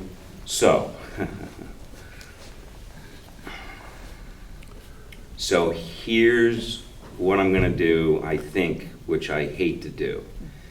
Is the board okay with questions and comments right now? All right, because I believe that we need to continue this. Because I think we need to define, first of all, I need counsel on, does Mr. Brown need a parking variance? Because if he does, it's a redo. Then I want Woody to revisit the structural plans and confirm that what Mr. Brown is saying. If it's confirmed, great. If it's not confirmed, it's a redo. So that's my position right now. Can I be frank? Please. We've spent now an hour I know. and a half on this, and we spent countless other hours. I agree. And I don't want to waste Mr. Brown's time, I don't want to waste everybody else's time. Agreed. It seems to me, and I don't know what the rest of the board's position is going to be, and this might be unpleasant for you to hear, David, but it's the truth, which is, and I've read dozens of zoning case law related to something, if they sue, you're going to lose. So to me, it's irrelevant whether you need the parking variance, it's irrelevant how much you're keeping of the current structure. It's my belief, and I think you're going to end up in this situation either today or a month from now or 6 months from now. There's a lawsuit being told that you don't have unique attributes and it hasn't created a hardship because of their significant buildable area anyway. So if we want to continue it, fine, but I just want to be frank. I think we're going to end up in a situation somewhat sooner rather than later, where we have to say no, or a lawsuit tells Mr. Brown no, and we've spent all this time and energy on it. But that's just my view, and I don't know. I want to hear your view, sir. And so that would 100%. be how, if we closed and made it to the deliberation, how I would feel today. But if people feel differently and want to continue it, I just think we're going to end up there anyway, and we're going to waste your time and energy and money and everybody else's. Okay, so I think I know which way you're going, and that's fine. Is the board comfortable with me closing this? Simple as that. If you're comfortable with me closing this, fine. If you're not, and you need more information about the parking variance and this, that, the other thing? Or you think you have enough information to make an informed decision when I decide to deliberate? Then I'm gonna close it. If you're comfortable with what you know tonight, then I'm closing. If you think more information needs to be reviewed, then I'll continue. And I'm leaving it up to the board. So, are you comfortable? I'm good. You're comfortable. Janet, you comfortable? That's a maybe. It's a maybe. Matt, are you comfortable? Yep, I'm comfortable. So, comfortable. That's 3. That's 3-2. I'm gonna close this. That'll probably come back to haunt me, but I'm gonna close it. So before I do, Woody, do you have anything further? No, okay. Your points are well taken and duly noted. Anybody in the audience want to say anything further? Because I'm gonna close this thing. Okay, that's great. Thank you, Mr. Brown. This hearing is closed. Now, with all that said, and I should have said this at the beginning, I apologize, it was my oversight because I got messed up with the dates. My esteemed colleague and member, Mr. Nalawad, was kind enough to fill in at the last minute this evening. We had a board member who became ill, and Dan agreed to fill in at the very last minute. With regard to deliberations this evening, I will continue the deliberations only if Mr. Nalawad needs additional time for additional review of anybody's material. Not only this hearing, but the next 2. If he is comfortable, which he will tell me at the end of these hearings, if he's comfortable, we will deliberate. If not, we will continue. It's the way it's gonna go. If anybody has any comment with regard to that, I think that's the safest and path of least resistance in terms of getting all of this done accurately. Comments? Great. Next.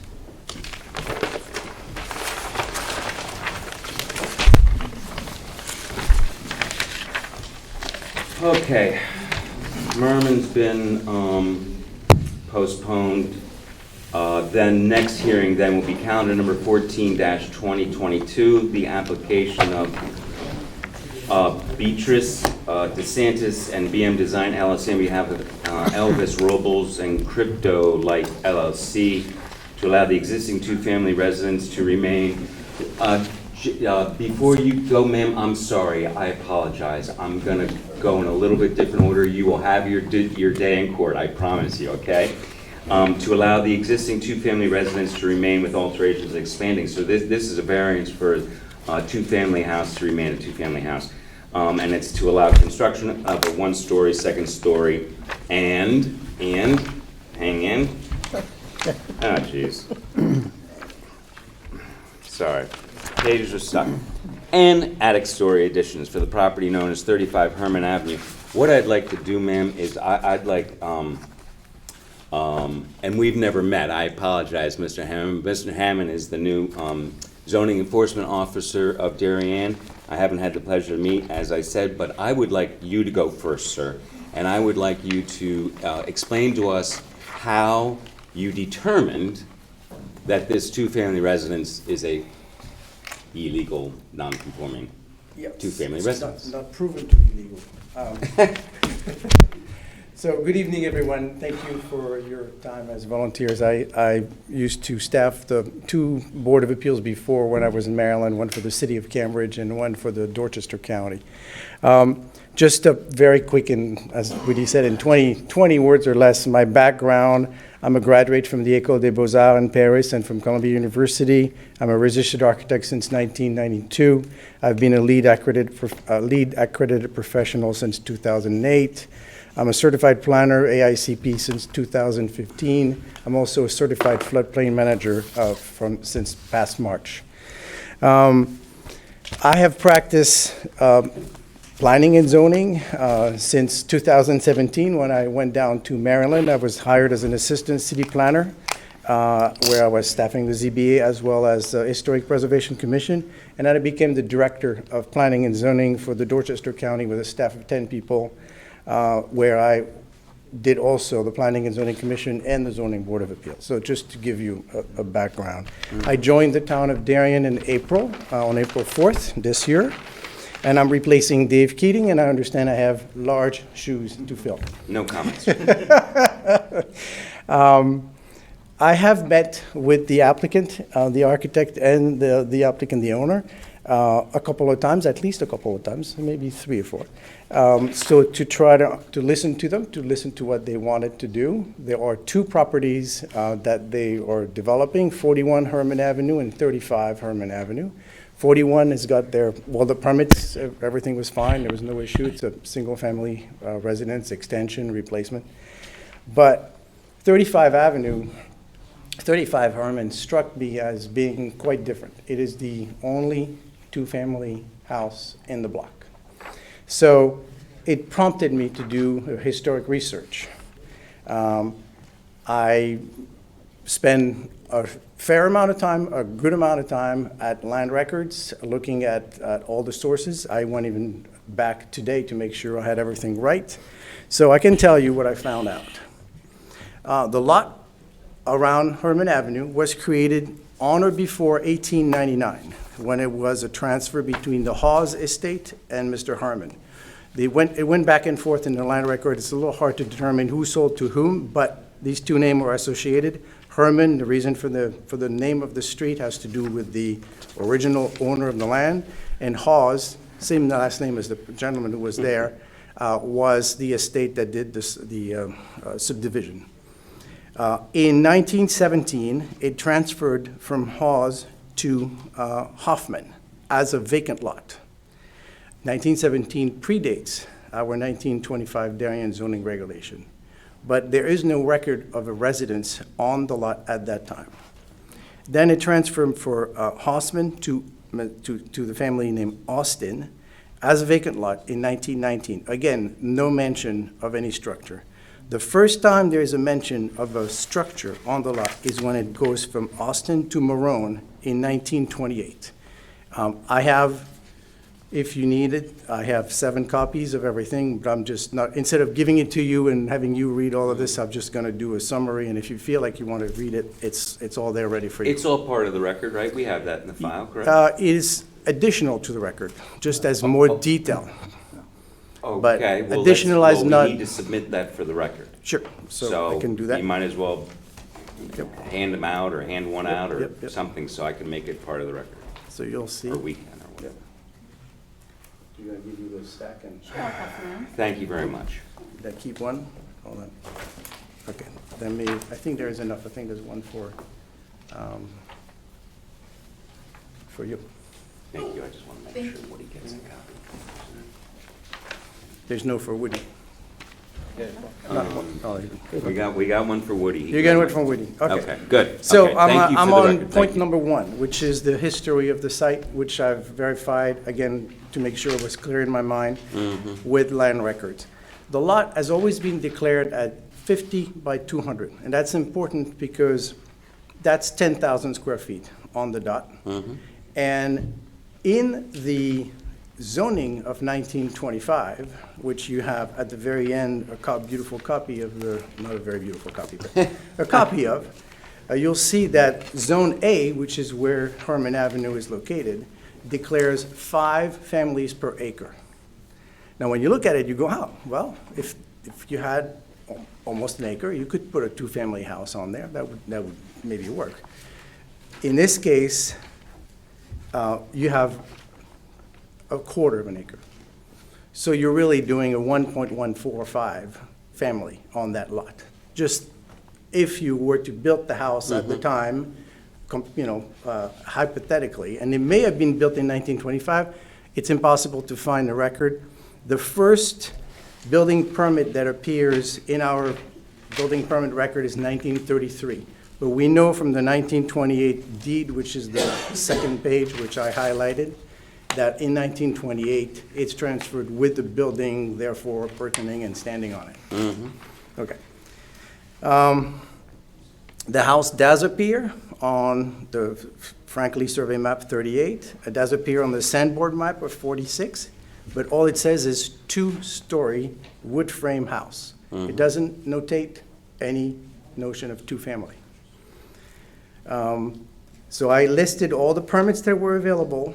There are some that, in 49, there was an addition permit, no specification about one versus two-family. And in 2003, which is the one my determination really hinges the most on, there is a certificate of occupancy, which is also in your package, and which Beatrice has. I mean, she's seen all of this. We've worked together on this. Yep. And I don't want to say I regret to have made that determination, but I really, in all honesty, professionalism, I could not bring myself to say, this looks like a legal two-family house. Appreciate that. So the certificate of occupancy says, dated October 22nd, 2004, permissible use and occupancy, single-family residence. That was reviewed by the building official, Mr. Charles Severin, who did the drawings here, as well as Officer David Keating, so zoning enforcement, David Keating. So they clearly stated, this is the use of this house, 2004. Now, the owner at the time, Mr. Capucci, was a general contractor. There's an affidavit in there saying that he will take on the construction. We don't exactly know when that house was transformed into a two-family, and most likely there is no permit to be found anywhere making this a legal transformation. There's never been a hearing about it, how is this house, two-family house in a single-family neighborhood, how did it happen? It does have utilities with 2 meters, 2 electric meters, 2 water meters, and one of the claim of the applicant is that that would not have happened if it hadn't been legally established. I've had a discussion with the building official. He says it's rare that the utilities would connect two families. Usually they do ask for some proof, but it could have been done. It's not And we have impossible. no idea when these meters, No, water. we and can't food- find out. So we don't know That's how long really ago they were hard. installed, really? No, it's Okay, really hard. I all mean, right. unless you know exactly when, but it's Okay. just, we don't know if it's way back or 2004 is not that far back. I'm surprised the electric company wouldn't have record of when they installed a meter, but So okay. there, in the additions that were provided, in the drawings from Mr. Severin, actually, the drawings were also from Mr. Severin, interestingly enough. But the 2 additions in the back, both at the lower level and then later on, so the lower level is 49 and the level above, and 2 second-story addition dates to 2003, do not show an inside layout. I'm going to ask Mr. Maslin to go speak somewhere else. Please I'm going do. to do like the chairman. I can hear you from here, and it's distracting my conversation. Okay, Sorry, I don't mean to laugh, but I No, had no, the but same you're issue. absolutely right. I've No, done I- this, you- no. And they got it's the just- hands going. Yeah. So the fact that it was not drawn inside, showing a second, we know in the plan that was provided, Beatrice provided me the plan showing the existing condition. I can see the stair on the side and bringing the second floor unit. And what they want to do is they want to add to the second floor. It probably would make the house better and more usable, but it starts by being a non-conforming. It's always going to be a non-conforming house. So my conclusion, if you want in there, is that I could not, in my rightful professional opinion, establish that this was a legal non-conforming. Okay. But it's very clear that it's likely that the property has been used as non-conforming for many years. In 1956, there's a record in my little package from the tax assessor that's taxing it as a two-family. It's checked two-family, and it's dated 1956. So, it's been there like a long time. So people look the other way. I have no idea. No complaint has been filed. There has never been any complaint about this. Okay, understood. So do you have any questions? I don't know, but I'm going to ask my board if they have any questions. How's that, Jana? I don't have any questions. Matt? Very thorough. Yeah. Hang on, Kev. Yes, 2 questions. First is, you recited in 1925 zoning was adopted and it said in zone A 5 families per acre, so you did some math and calculated that to do, you couldn't have a 2-family house. But do you know when zoning covering this district would have been more specific about a prohibition on two-family houses? But I believe I asked that question to Jeremy Ginsburg, the director, and he said he believed it was 1954. I didn't get a chance, 1954. I didn't get a chance to go back into the file to look at that, the first map that makes that zone strictly single-family, and that's a very good point. So we Should think have. it was 1954? It's in the 50s, Okay. but like before the Well, I mid-50s. mean, that's gonna be an important date if 1956 looks like, and why do you discount the tax assessor's card that calls So it a taxes, two-family house? tax assessors are only there to observe what they can see. So if indeed, and that's your point, if indeed they saw 2 meters installed, they said, okay, this is taxed as a two-family. But the tax assessor does not constitute a zoning determination or doesn't have any weight on zoning compliance. But it is evidence, well, let me ask it this way. If the tax assessor witnessed the house being used as a two-family house in 1924, prior to any zoning, would that have been credible enough Yes. information for No, you? no, tax assessor, But it's a good point. It's evidence that it was being operated as a two-family home then, no? Then I would have brought into nonconformity prior to the zoning regulation. If we accept the tax assessor as a. I'm not saying it's dispositive, but it is some evidence of how it was being operated. It is definitely an, and this is one of the reason I said what I said. It's like, Yeah, right, you know, understood. how legal is it? Right. So, tax assessor and the survey that says two-family, there's a survey from 2003 when they did a Mhm, lot that's it, line yeah. adjustment. And, yeah. So is that survey really something that establishes legality by saying two-family on it? And again, that's a discussion I had with my director, and we both don't think that a surveyor goes past, he sees a two-family, he says it's a two-family. Right. He's surveying something that's existing. Okay. So- Okay, all right. That's Good. where I am. I think he's good. Dan? Yeah, was there ever an instance where the ownership was granted to 2 individuals, or was it always solely owned by one person? So this house has gone through quite a rigmarole. I saw that Mr. Capucci had shares with his wife. They split the ownership, and that was the same thing just with Marone before. Mr. Capucci was in a part owner of this, and Mr. Marone sold it to him. So, and also I think that it's always been the 2 houses were owned together, 41 and 35, by the Capucci family.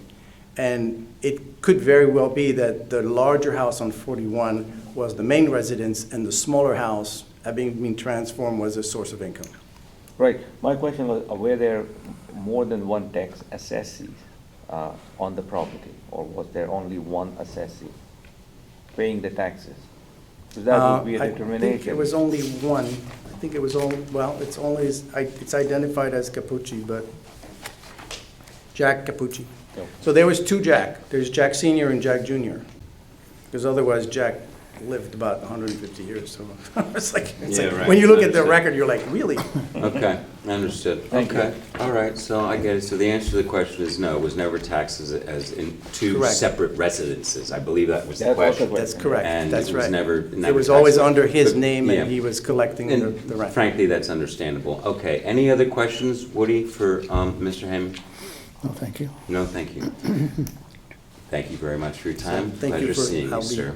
I'll be happy to hear Beatrice. Welcome to the town of Darien. Ma'am, you're up. Thank you so much. Yes, ma'am.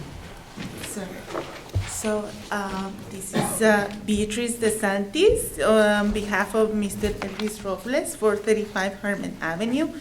And I'm going to do this old style. I apologize for the clumsiness, but I have foot surgery. No worries. Okay, so this is the property that we are talking about. as Herbie was so kind to explain to you. Okay, your back is to the microphone. If you could just take that microphone with you and, or whatever you'd Yeah, like you to can do. pull it right Okay. out of there. There we go. Yes. Yeah. Okay. I'm sorry. No, perfect, thank So, you. as I was saying, the two properties were owned by the Capucci family. And when my client expressed interest in buying the property, the condition was to buy the two properties. So Crypto LLC, which is owned by Mr. Robles and his brother, they purchased the two houses, and we started working on renovating both of the houses at the beginnings of this year. Can I ask, just to get some clarity, because I've visited the site, Yeah. and that is very small for me to see. So I'm I'm so gonna need sorry. some assistance in telling me what's 35, that's much better, thank you. Yes, I'm sorry. What's 35, what's 41? Is 41, if you're looking at that two-family So house, there's a this is blue 41. house right here. That's Um, very close. Is that 41? I wouldn't know, I wouldn't. No, 41 is the one in the corner with the brick Okay. veneer. I wasn't aware. Okay, keep going, please. Yeah. Yep. And this one, it's 35, which is in very bad disrepair. Both houses are in desperate need of updating. And with this one, we already, like Herbie said, we have plans, but this one, it's the one in the worst Okay. condition. We don't, but we're not here on that home. No. We're here on the two-family issue, Yes. and that's what we want to address, because as I understand it, Woody, please correct me if I'm wrong, don't mind being wrong, the variance being requested here is for this two-family residence to remain a two-family. Yes. So what I'm interested in, and the board can also ask their own questions of what they're interested in, is an explanation as to why this has been determined to be a two-family house. So in other words, what I kind of need you to do, we're not a court of law here, ma'am, but what I need you to do is sort of rebut what the zoning enforcement officer has said, which he's laid out in pretty good detail, that it's not a conforming two-family house, and that's why we're here. Yeah. So that's what Understand. I would like to address. Yes. As far as I know, there are no other variances being requested. So what I want to hear about now is, tell me why this is a two-family house. Well, I mean, we've talked about the tax assessor, we've talked about the meters, and, not that the meters are gonna make any difference. So there's some things to talk about. That's all I want to hear. yeah. Well,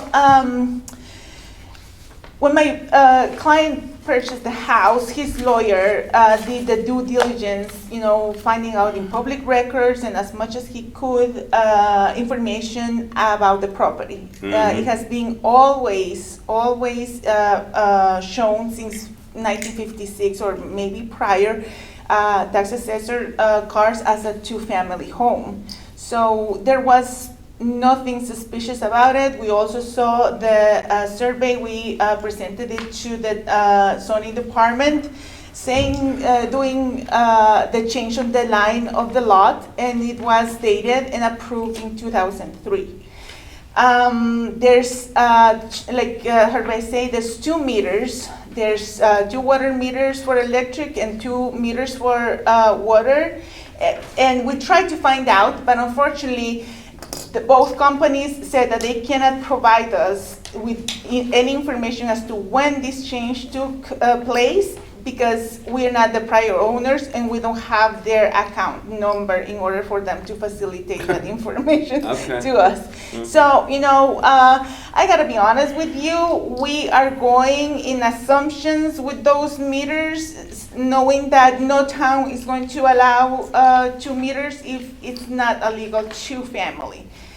I don't know what Mr. Capucci did, when did he converted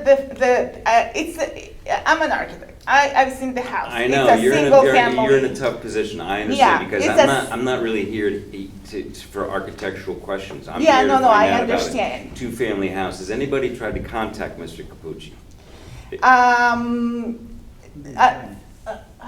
No, we haven't No, tried. No, well- I'm sorry. The record is the death. I'm sorry, you have Okay, to yeah, come up to the yeah, microphone yeah. if you want to speak. Yeah, Mr. Hammond, I Sorry, think that's the- you back there. That's Sorry, okay. yeah, no, Please. the record is the death of Mr. Capucci in 2019. Oh. That's shown Well, somewhere. Okay, well, we're gonna have a hard time contacting you. Yeah. Unless Okay. you have special ways.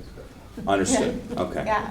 So, I just wanted to present my client's case before you. I know that it's an uphill battle. We don't have tangent proof when this change took place.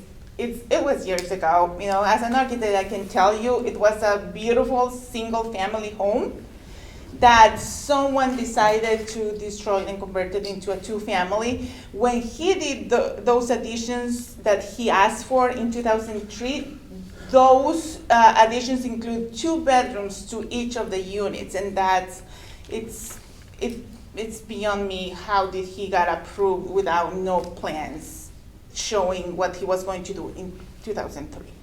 I've been doing architecture in the States since 2000. I don't really understand that No. either. So okay. we are here mostly because we are in the predicament that we thought that we had a legal two-family as it was advertised when he sold it. And we have the MLS to show that. And right now we find that it's not legal. So the in that MLS listing actually represented that it was a two-family Yeah. house? Yeah. Okay.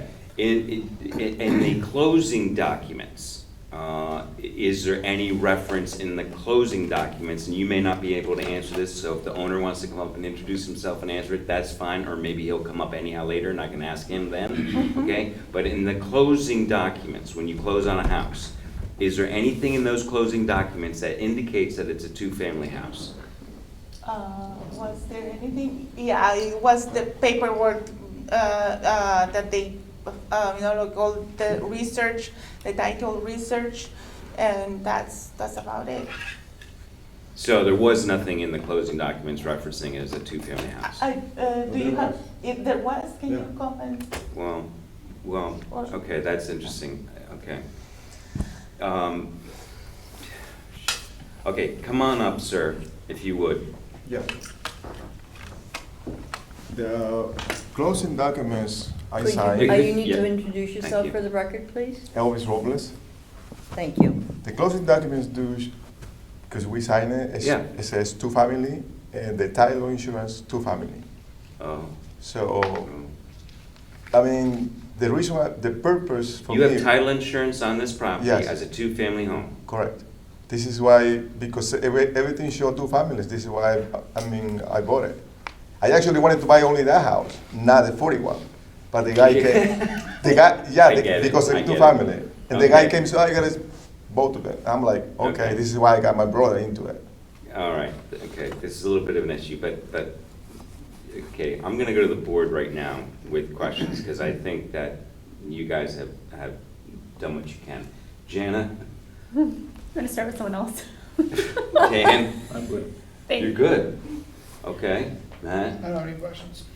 So just the earliest record that you have of it being a two-family home is 1956? Yeah, that's what it shows in the bill cards and the tax assessor. And just to be clear, and then in 2003 and 4, when permits are granted for it as a single-family residence, you don't have any documentation or indication of why that was or what was happening? This is just assumptions. Mhm. He first asked in July of 2003 to move the line of the property, probably to increase the footprint of the house at 35. So he took 10 feet all along that limit with 41 to probably increase the square footage of the lot. When he later on, in October of 2003, he applied for the additions, then he mysteriously then just said, tick, single family. But he increased the square footage of each apartment unit. You know, and we're talking about 400 square feet. So Dennis, the field cards show it as a two-family home, I think you say through 2021. So that would include after he made these changes? Yes. Okay. Yeah, yeah. Okay. Anybody else from the board and/or Woody Woodside? What'd you call it, title insurance and the closing documents, were they provided to Mr. Hammond? No, Mr. Hammond. Mr. Hammond. Perfect. Got it. No? No, they were not provided because Yeah, when we were talking, we wanted just to see the records, the previous records, not recent records. My recent records closing the documents. I didn't think of it because we were concentrating only in the past, not on the present. Present reality is that it was advertised as a two-family. I bought as a two-family. Everything was two-family. I requested an extension of a two-family, and then all of a sudden they come and say, "Oh, it's not two-family." Okay. The history becomes important. Yeah. Let me also point out that part of the application is to significantly enlarge this house. So if you, But that's not the variance that's being Well, requested. they're not here. requesting any variance. Yeah, they're just asking us to determine whether it's a two-family house. well, it's both. And Is there a variance request? Yeah. To allow the construction enlarge of one story, the second oh, story. that's, Various But- additions. yes, If but, you find it's a legal but, yeah, so, First things first. What? yeah, first we have, One at a time. sorry, Bonnie. That's okay. Reprimanded. Sorry. Which is perfectly fine. Okay, so first things first. So first, the board needs to determine if it's a two-family house. If we determine that, then we go to the variance, but they're not doing anything in the setback, are they? No, but No. it's a significant enlargement. So would you want to see Oh, their plans for that enlargement? What do I care if, excuse me, but I'm not sure that I particularly care. If they're not looking for Well, a they're variance. continuing a non-conforming. That would be enlarging If we that. determine that, It's a two-family. that it is a legal non-conforming use. Yes. They want to continue and expand that non-conforming use. I think that's subject to a variance that we have to have a hearing about hardship and all the rest. And let me just point out. But we're not prepared for that tonight. Well, it's part of the Yeah, application. I mean, we could 81. go down that road. Well, that's a whole nother application though, isn't it? No, I think he's saying It's that it's here. part of this application. It's part of this part of application. the application. Can I say my view? Here's what Yes, happened. of Initially, course. just so you know, initially they came in with a proposal to enlarge this house. And then, of course, we challenged and questioned, is it a legal two-family? And we found out it hadn't been determined before. So we rolled both of the issues in. It's like on 80 West Avenue recently, where the board looked at expansion of a two-family. In that case, it had previously been legally determined to be a two-family. In this case, still an open question. Okay. Please. So my suggestion is, I don't currently, so the zoning officer has made a determination. Mm-hmm. They need to prove that he was incorrect in his determination. Mm-hmm. I don't think they've done that yet, because they need to show that the use was conforming when zoning changed, and that, as a general matter, it doesn't have to be every year, but they need to show that it was remained a non-conforming use, it didn't revert to a conforming use, say a one-family home. Mm-hmm. So I don't think we have enough evidence of that, and so what I would suggest is that we continue this, that they provide additional documentation, including the closing information to the zoning officer. And the title insurance. And that, the question I asked the zoning officer was, what year did zoning specifically prohibit a two-family home? Let's check out what that year is and see if we can tie in the field cards to then also. And if we can find when the 2 meters were established. Right. Mhm. That would give us an idea, and who asked for the meters to be connected. Because Mhm. probably most likely is Mr. Capucci. Mhm. And how was he able to, if he established, which is one of the things that you provided to me, which is very nice, from BM Design, which I think you have in your package, it says, it is obvious that since there is no record of a building permit converting the house to a two-family house, Mr. Capucci must have done it illegally. We suspect that's the case. That's the core. But it's been done successfully, and successfully enough that the title companies actually called it a two-family. So we need to just. So kind of would you clear want to this see up. that additional information? Yes. Okay, so I think it Okay. makes sense to continue Yeah, it. 100%. And then if they can convince him, then great, all we're gonna do is have a hearing on the variance. If they can't, they can come back and try to convince us based on new information that we can all be presented, including the title report and all the rest. Yep, agreed. Other comments from the board? Sounds good. Yeah, actually, one comment. With regards to the construction of the new volume, have the neighbors been notified? All the normal letters have been sent out and everything like that? Okay. Yes, they have. And the volume is about 313 square feet on the second floor over existing footprint. And the only increase on the footprint is a front porch, which adds no aesthetics to the house. It's very similar to other houses in the neighborhood. Everything is within the setbacks. The only increasing the footprint is 179 square feet, and we're still within the coverage. So we're at 17.6, and everything is within the setbacks, as I say, and we are providing off-street parking too. Understood, okay. I really appreciate your comments, but those comments we're gonna get to after we determine whether it's a two-family house. Then we can talk about volume and this, that, and the other thing, okay? So one thing at a time is, as Mr. Hammond points out, I believe the board and Woody are comfortable with continuing this. I happen to agree because I think it was a good idea to come up with closing documents and the title insurance and stuff like that. I mean, as far as I can see and understand, this house has been taxed as a two-family. It's been identified as a two-family on a field card. It's insured as a two-family and closed as a two-family. So I got some issues. Yeah. There's a lot of information that apparently was not shared. So now we've uncovered that. Please share it. Unless there's any other comment from the public, which I cannot see right now, I'm going to continue this hearing until December 14th. Everybody okay? Good. Hearing continued December 14th. 3-minute recess for water, please. Thank you. We're off the record.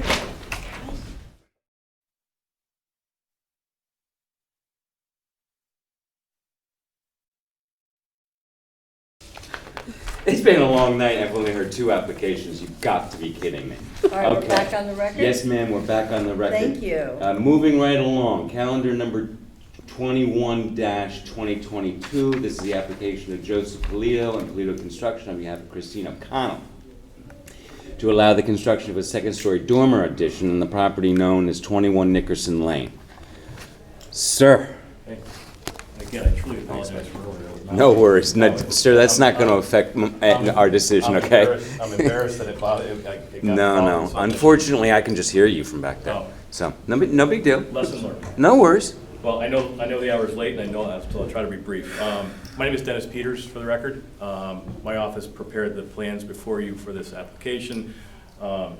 Ms. O'Connell is here to speak to anything that she can help with as well. So again, I'll be brief. The subject parcel is at 21 Nickerson Lane. It's a pre-existing non-conforming lot.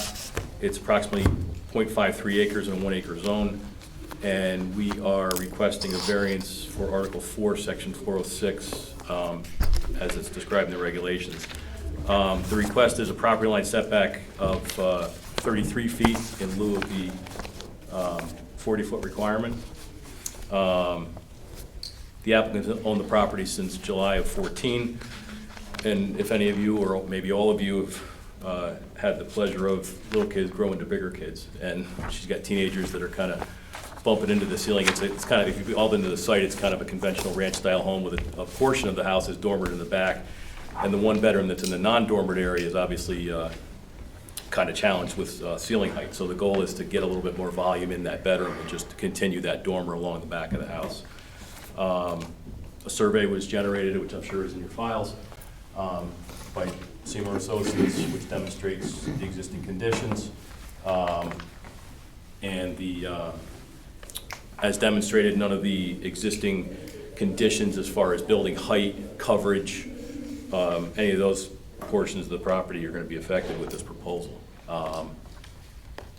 So really, I think it's kind of as brief as I can make it, but I think that kind of covers it. If there's any questions I can answer. So what are you building, the hatched area? The hatched area is an extension of, there's a dormer that goes across the back of the house to this point, and we're just going to extend that dormer. So the pictures that you'll see on on the drawings and the file, so that dormer, existing dormer goes to here, and we're proposing to extend it to this area. So this side elevation, this dormer actually is in a conforming part of the property. It's really just the back part of this dormer. So here's the existing dormer, and that's the extension that's going to gain that extra volume within that. And do you have a sense roughly how much additional volume is in the setback? As far as cubic feet? Whatever, a best number. Well, I was actually contemplating that same question if it came up. It's kind of hard to say because it's almost like where do you determine that the existing bedroom ends? It really depends on the height of that wall, right? So as the rafter comes down, we've all been in grandma's attic where that rafter line comes down and meets the floor. So, you know, the floor area is there, it just goes down to nothing, but we're gonna, you know, gain that volume of that headspace with that new dormer. But it's minimal, Yeah. from what I can see in Yes. the setback. And what's going on with the shed? The shed? Yeah, I mean, is there a shed, I see in one of our plans, there's a shed that's highlighted in red and circled in red. Oh, you're talking I don't know about if the Woody, shed if back you here. did that? Yeah, I saw in the staff comments, there was a question about that shed in the back. Quite honestly, the house is very challenged with storage. There's no basement, there's no crawl space. So that's really the only storage that's available for the homeowner, you know, on the property. So 0.53 acres. Do you have a sense, I have it in green that Woody gave us, the width of the buildable area on the lot? The width in this direction? Wherever, I mean, so. Well, this is well, it's kind of an irregular shaped lot. Yeah, that's so, what I'm saying. I'm sorry, I didn't bring a scale with me. What do you have a scale, dude? I'm trying to If see. you could this- stay by the microphone. Yes. This is the buildable area, right, with all the. Yeah. I don't know if you can, go ahead and measure, and if you can measure and if you can multitask and measure and listen to me at the same time, that'd be Yep. great.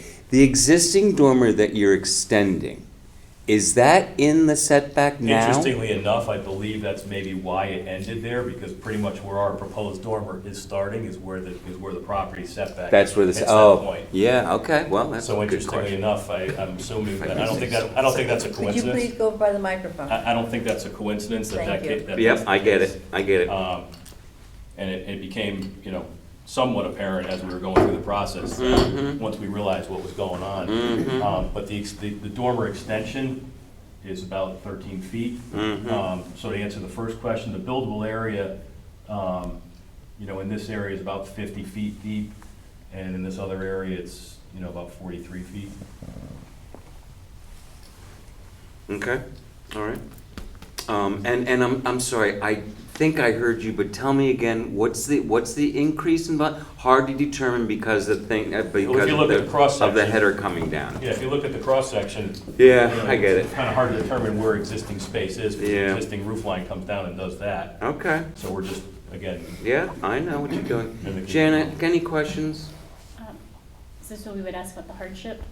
Yes, ma'am, you fire away. I was gonna go there, but please do. Could you just describe what the hardship is? Yeah, the portion of the house that we're proposing to expand is in the existing non-conforming portion of the lot. So the setback that comes through right here triggers that corner that's part of that dormer. And what is it about it that makes it unique? What are the circumstances that make this unique? Just that the existing structure falls within the setback of the lot. So in any portion of the house in that area where the existing bedroom is, that we would propose to either build a dormer or a second story or whatever, it is gonna be, it would require variance. Does that answer the question? It answers the question, but I think what I'm looking for is if you could help me understand, because that's what it takes for us to be able to grant a variance, is for us to say that there is a hardship. I'm looking for the legal ease-ish kind of, that's what you're asking me to, and I'm not quite sure how to phrase it, other than the So- fact that it is in the non-conforming portion of the property. Is the lot unique? Is there something? Well, it is unique in that it's a less than 1 acre lot in a 1 acre zone. In a 1 acre zone.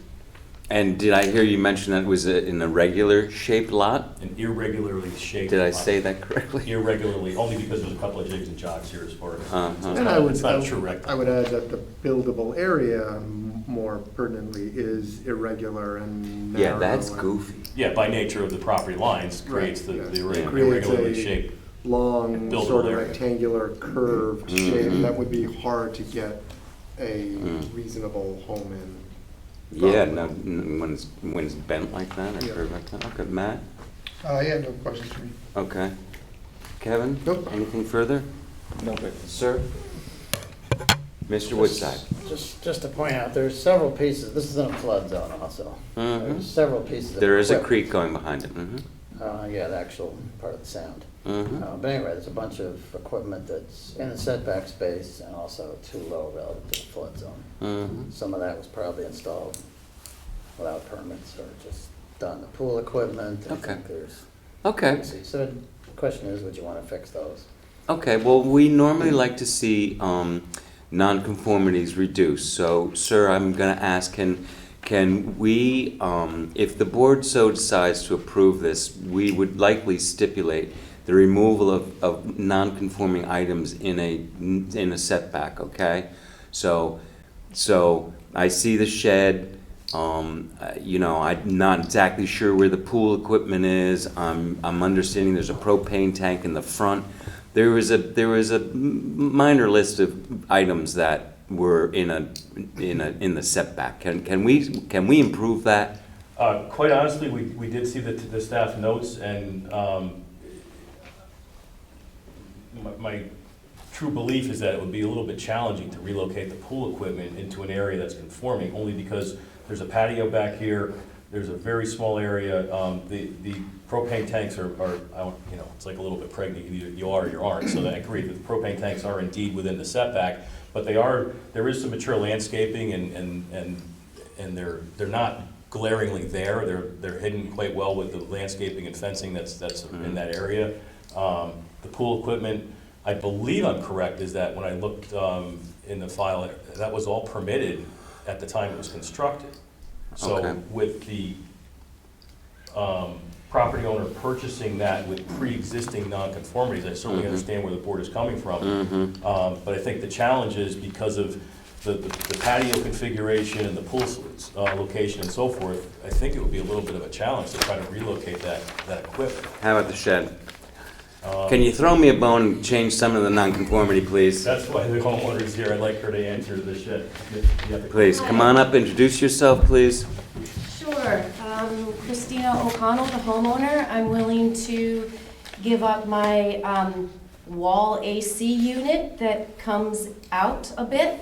That can go. I know that was in red. And the shed, I am really not willing to give up.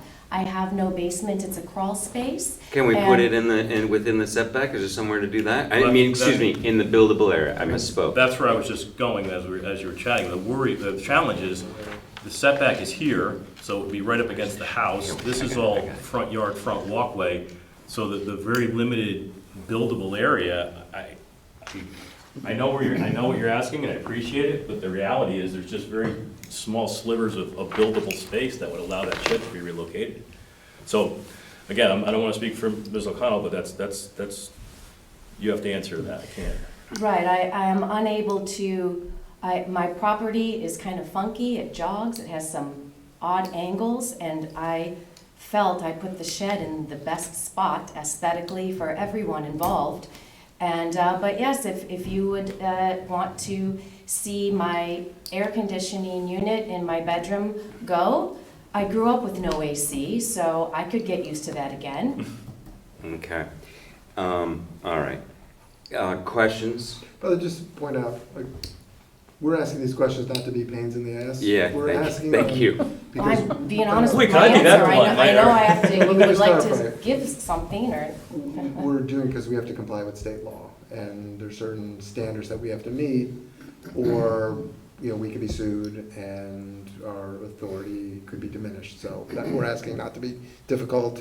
We understand the situation you're in. We're trying to do our best. Okay. Thank you for covering my back, sir. Not with- No, I appreciate that, seriously. No, I mean, I saw all the things marked in red from Woody's pictures and my advisors here, and I noticed that, like, when I moved in, I didn't realize, because they were not apparent to me when I moved in, there was no issues.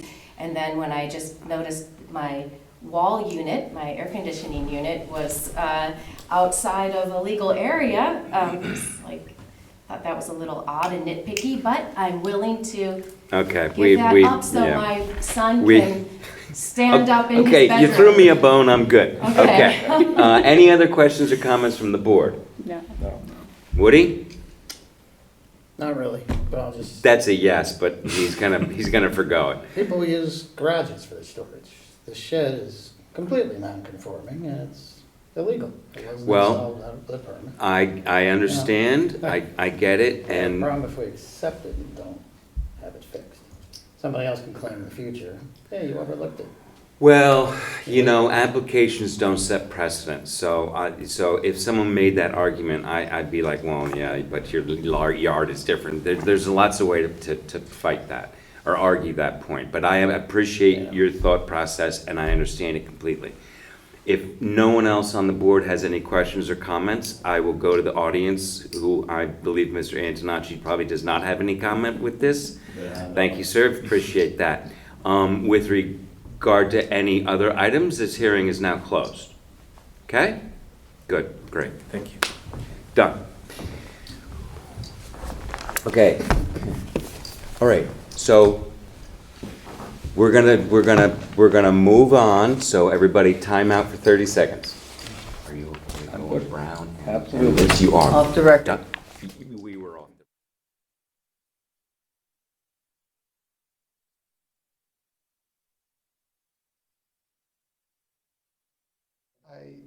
And then with regards to, I think Kevin makes a great point about, whether or not this would hold up in other courts. I mean, I'm not a lawyer, so I can't say it's for certain, but I feel like that's not something that we should take into account. I think we should make the best determination we can, and then,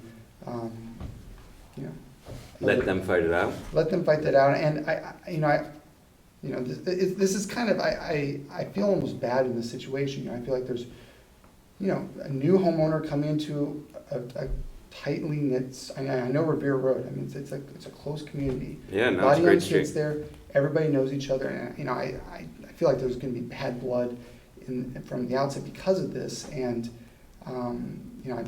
so I'm sympathetic to the situation. I wish it wasn't the case, and I kind of wish that everybody could just like figure this out over, like Mr. Brown said, a beer on the train and try to work out, what would be aesthetically pleasing or not. So maybe, the threat of a lawsuit, if maybe that is enough to somehow make it get to work out so that they can come to a compromise or something, but I don't know. I almost feel like approving it would be better for the owners at 19 Revere in a lot of different ways. From the property value would increase because you have a nice house across the street from them, and and maybe that they would actually have a better relationship with all their neighbors.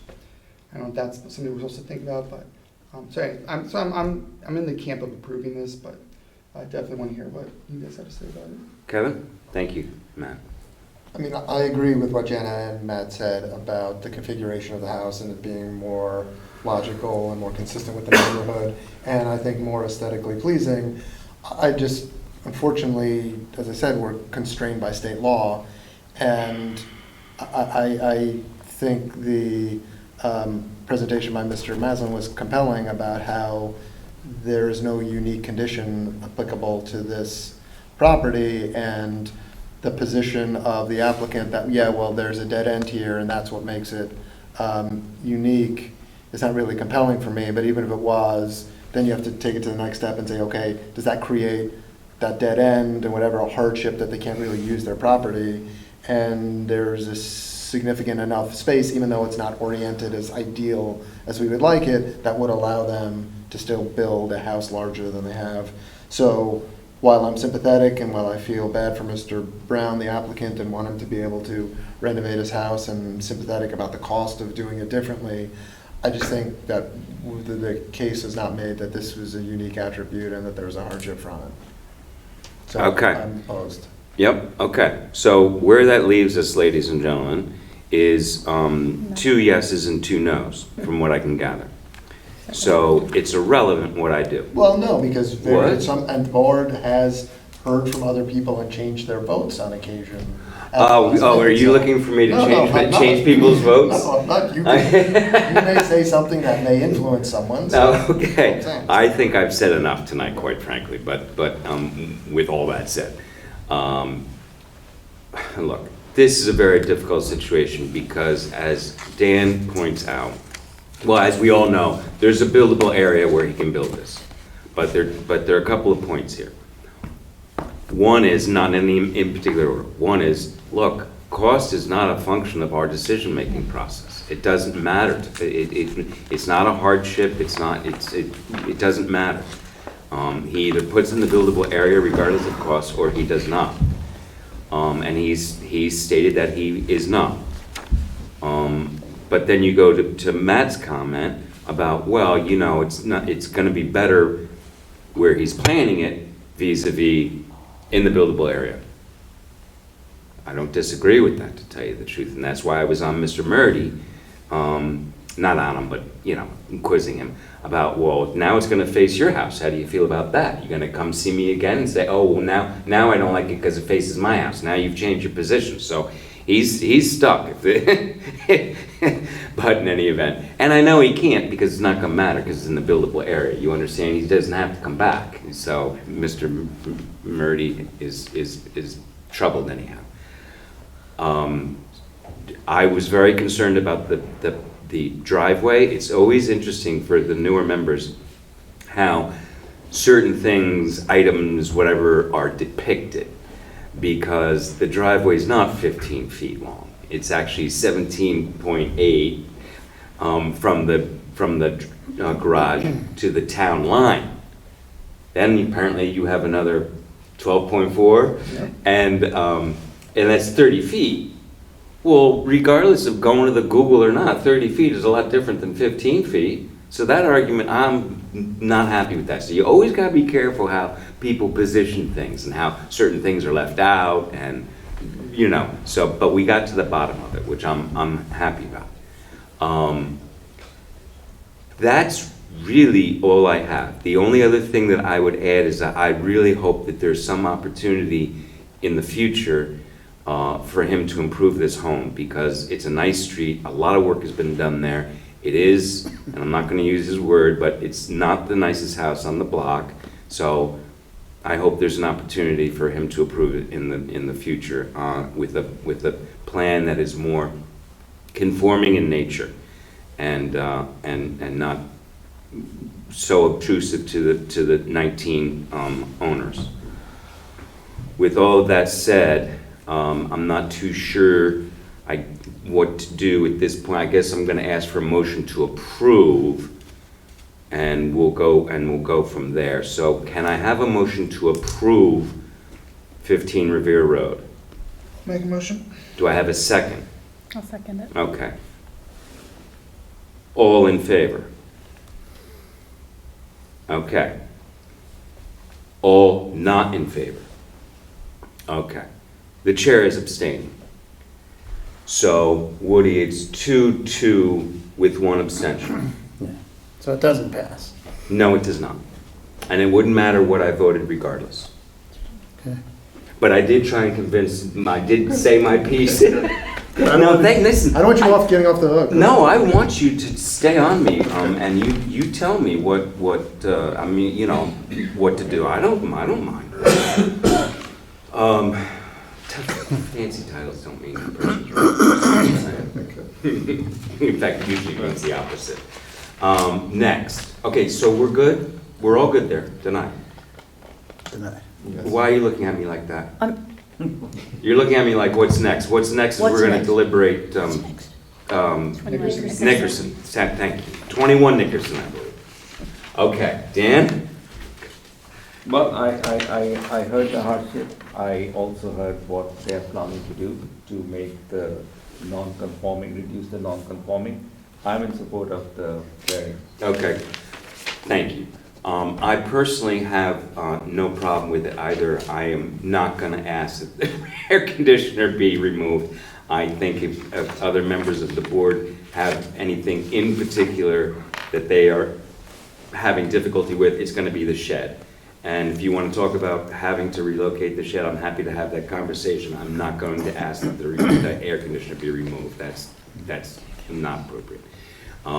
I also am in favor of this application as it continues along the dormer that's already there. Yes, okay, that may be in the buildable area, but quite frankly, the continuation of something that already exists, I think is attractive. I have no problem with it, and I'm gonna go to Janet. I'll echo what you said. I don't have anything to add Thank to you. that. Matt? Yep, small Done. application, sounds good. So when we talk about forcing people to reduce nonconformance. Yes.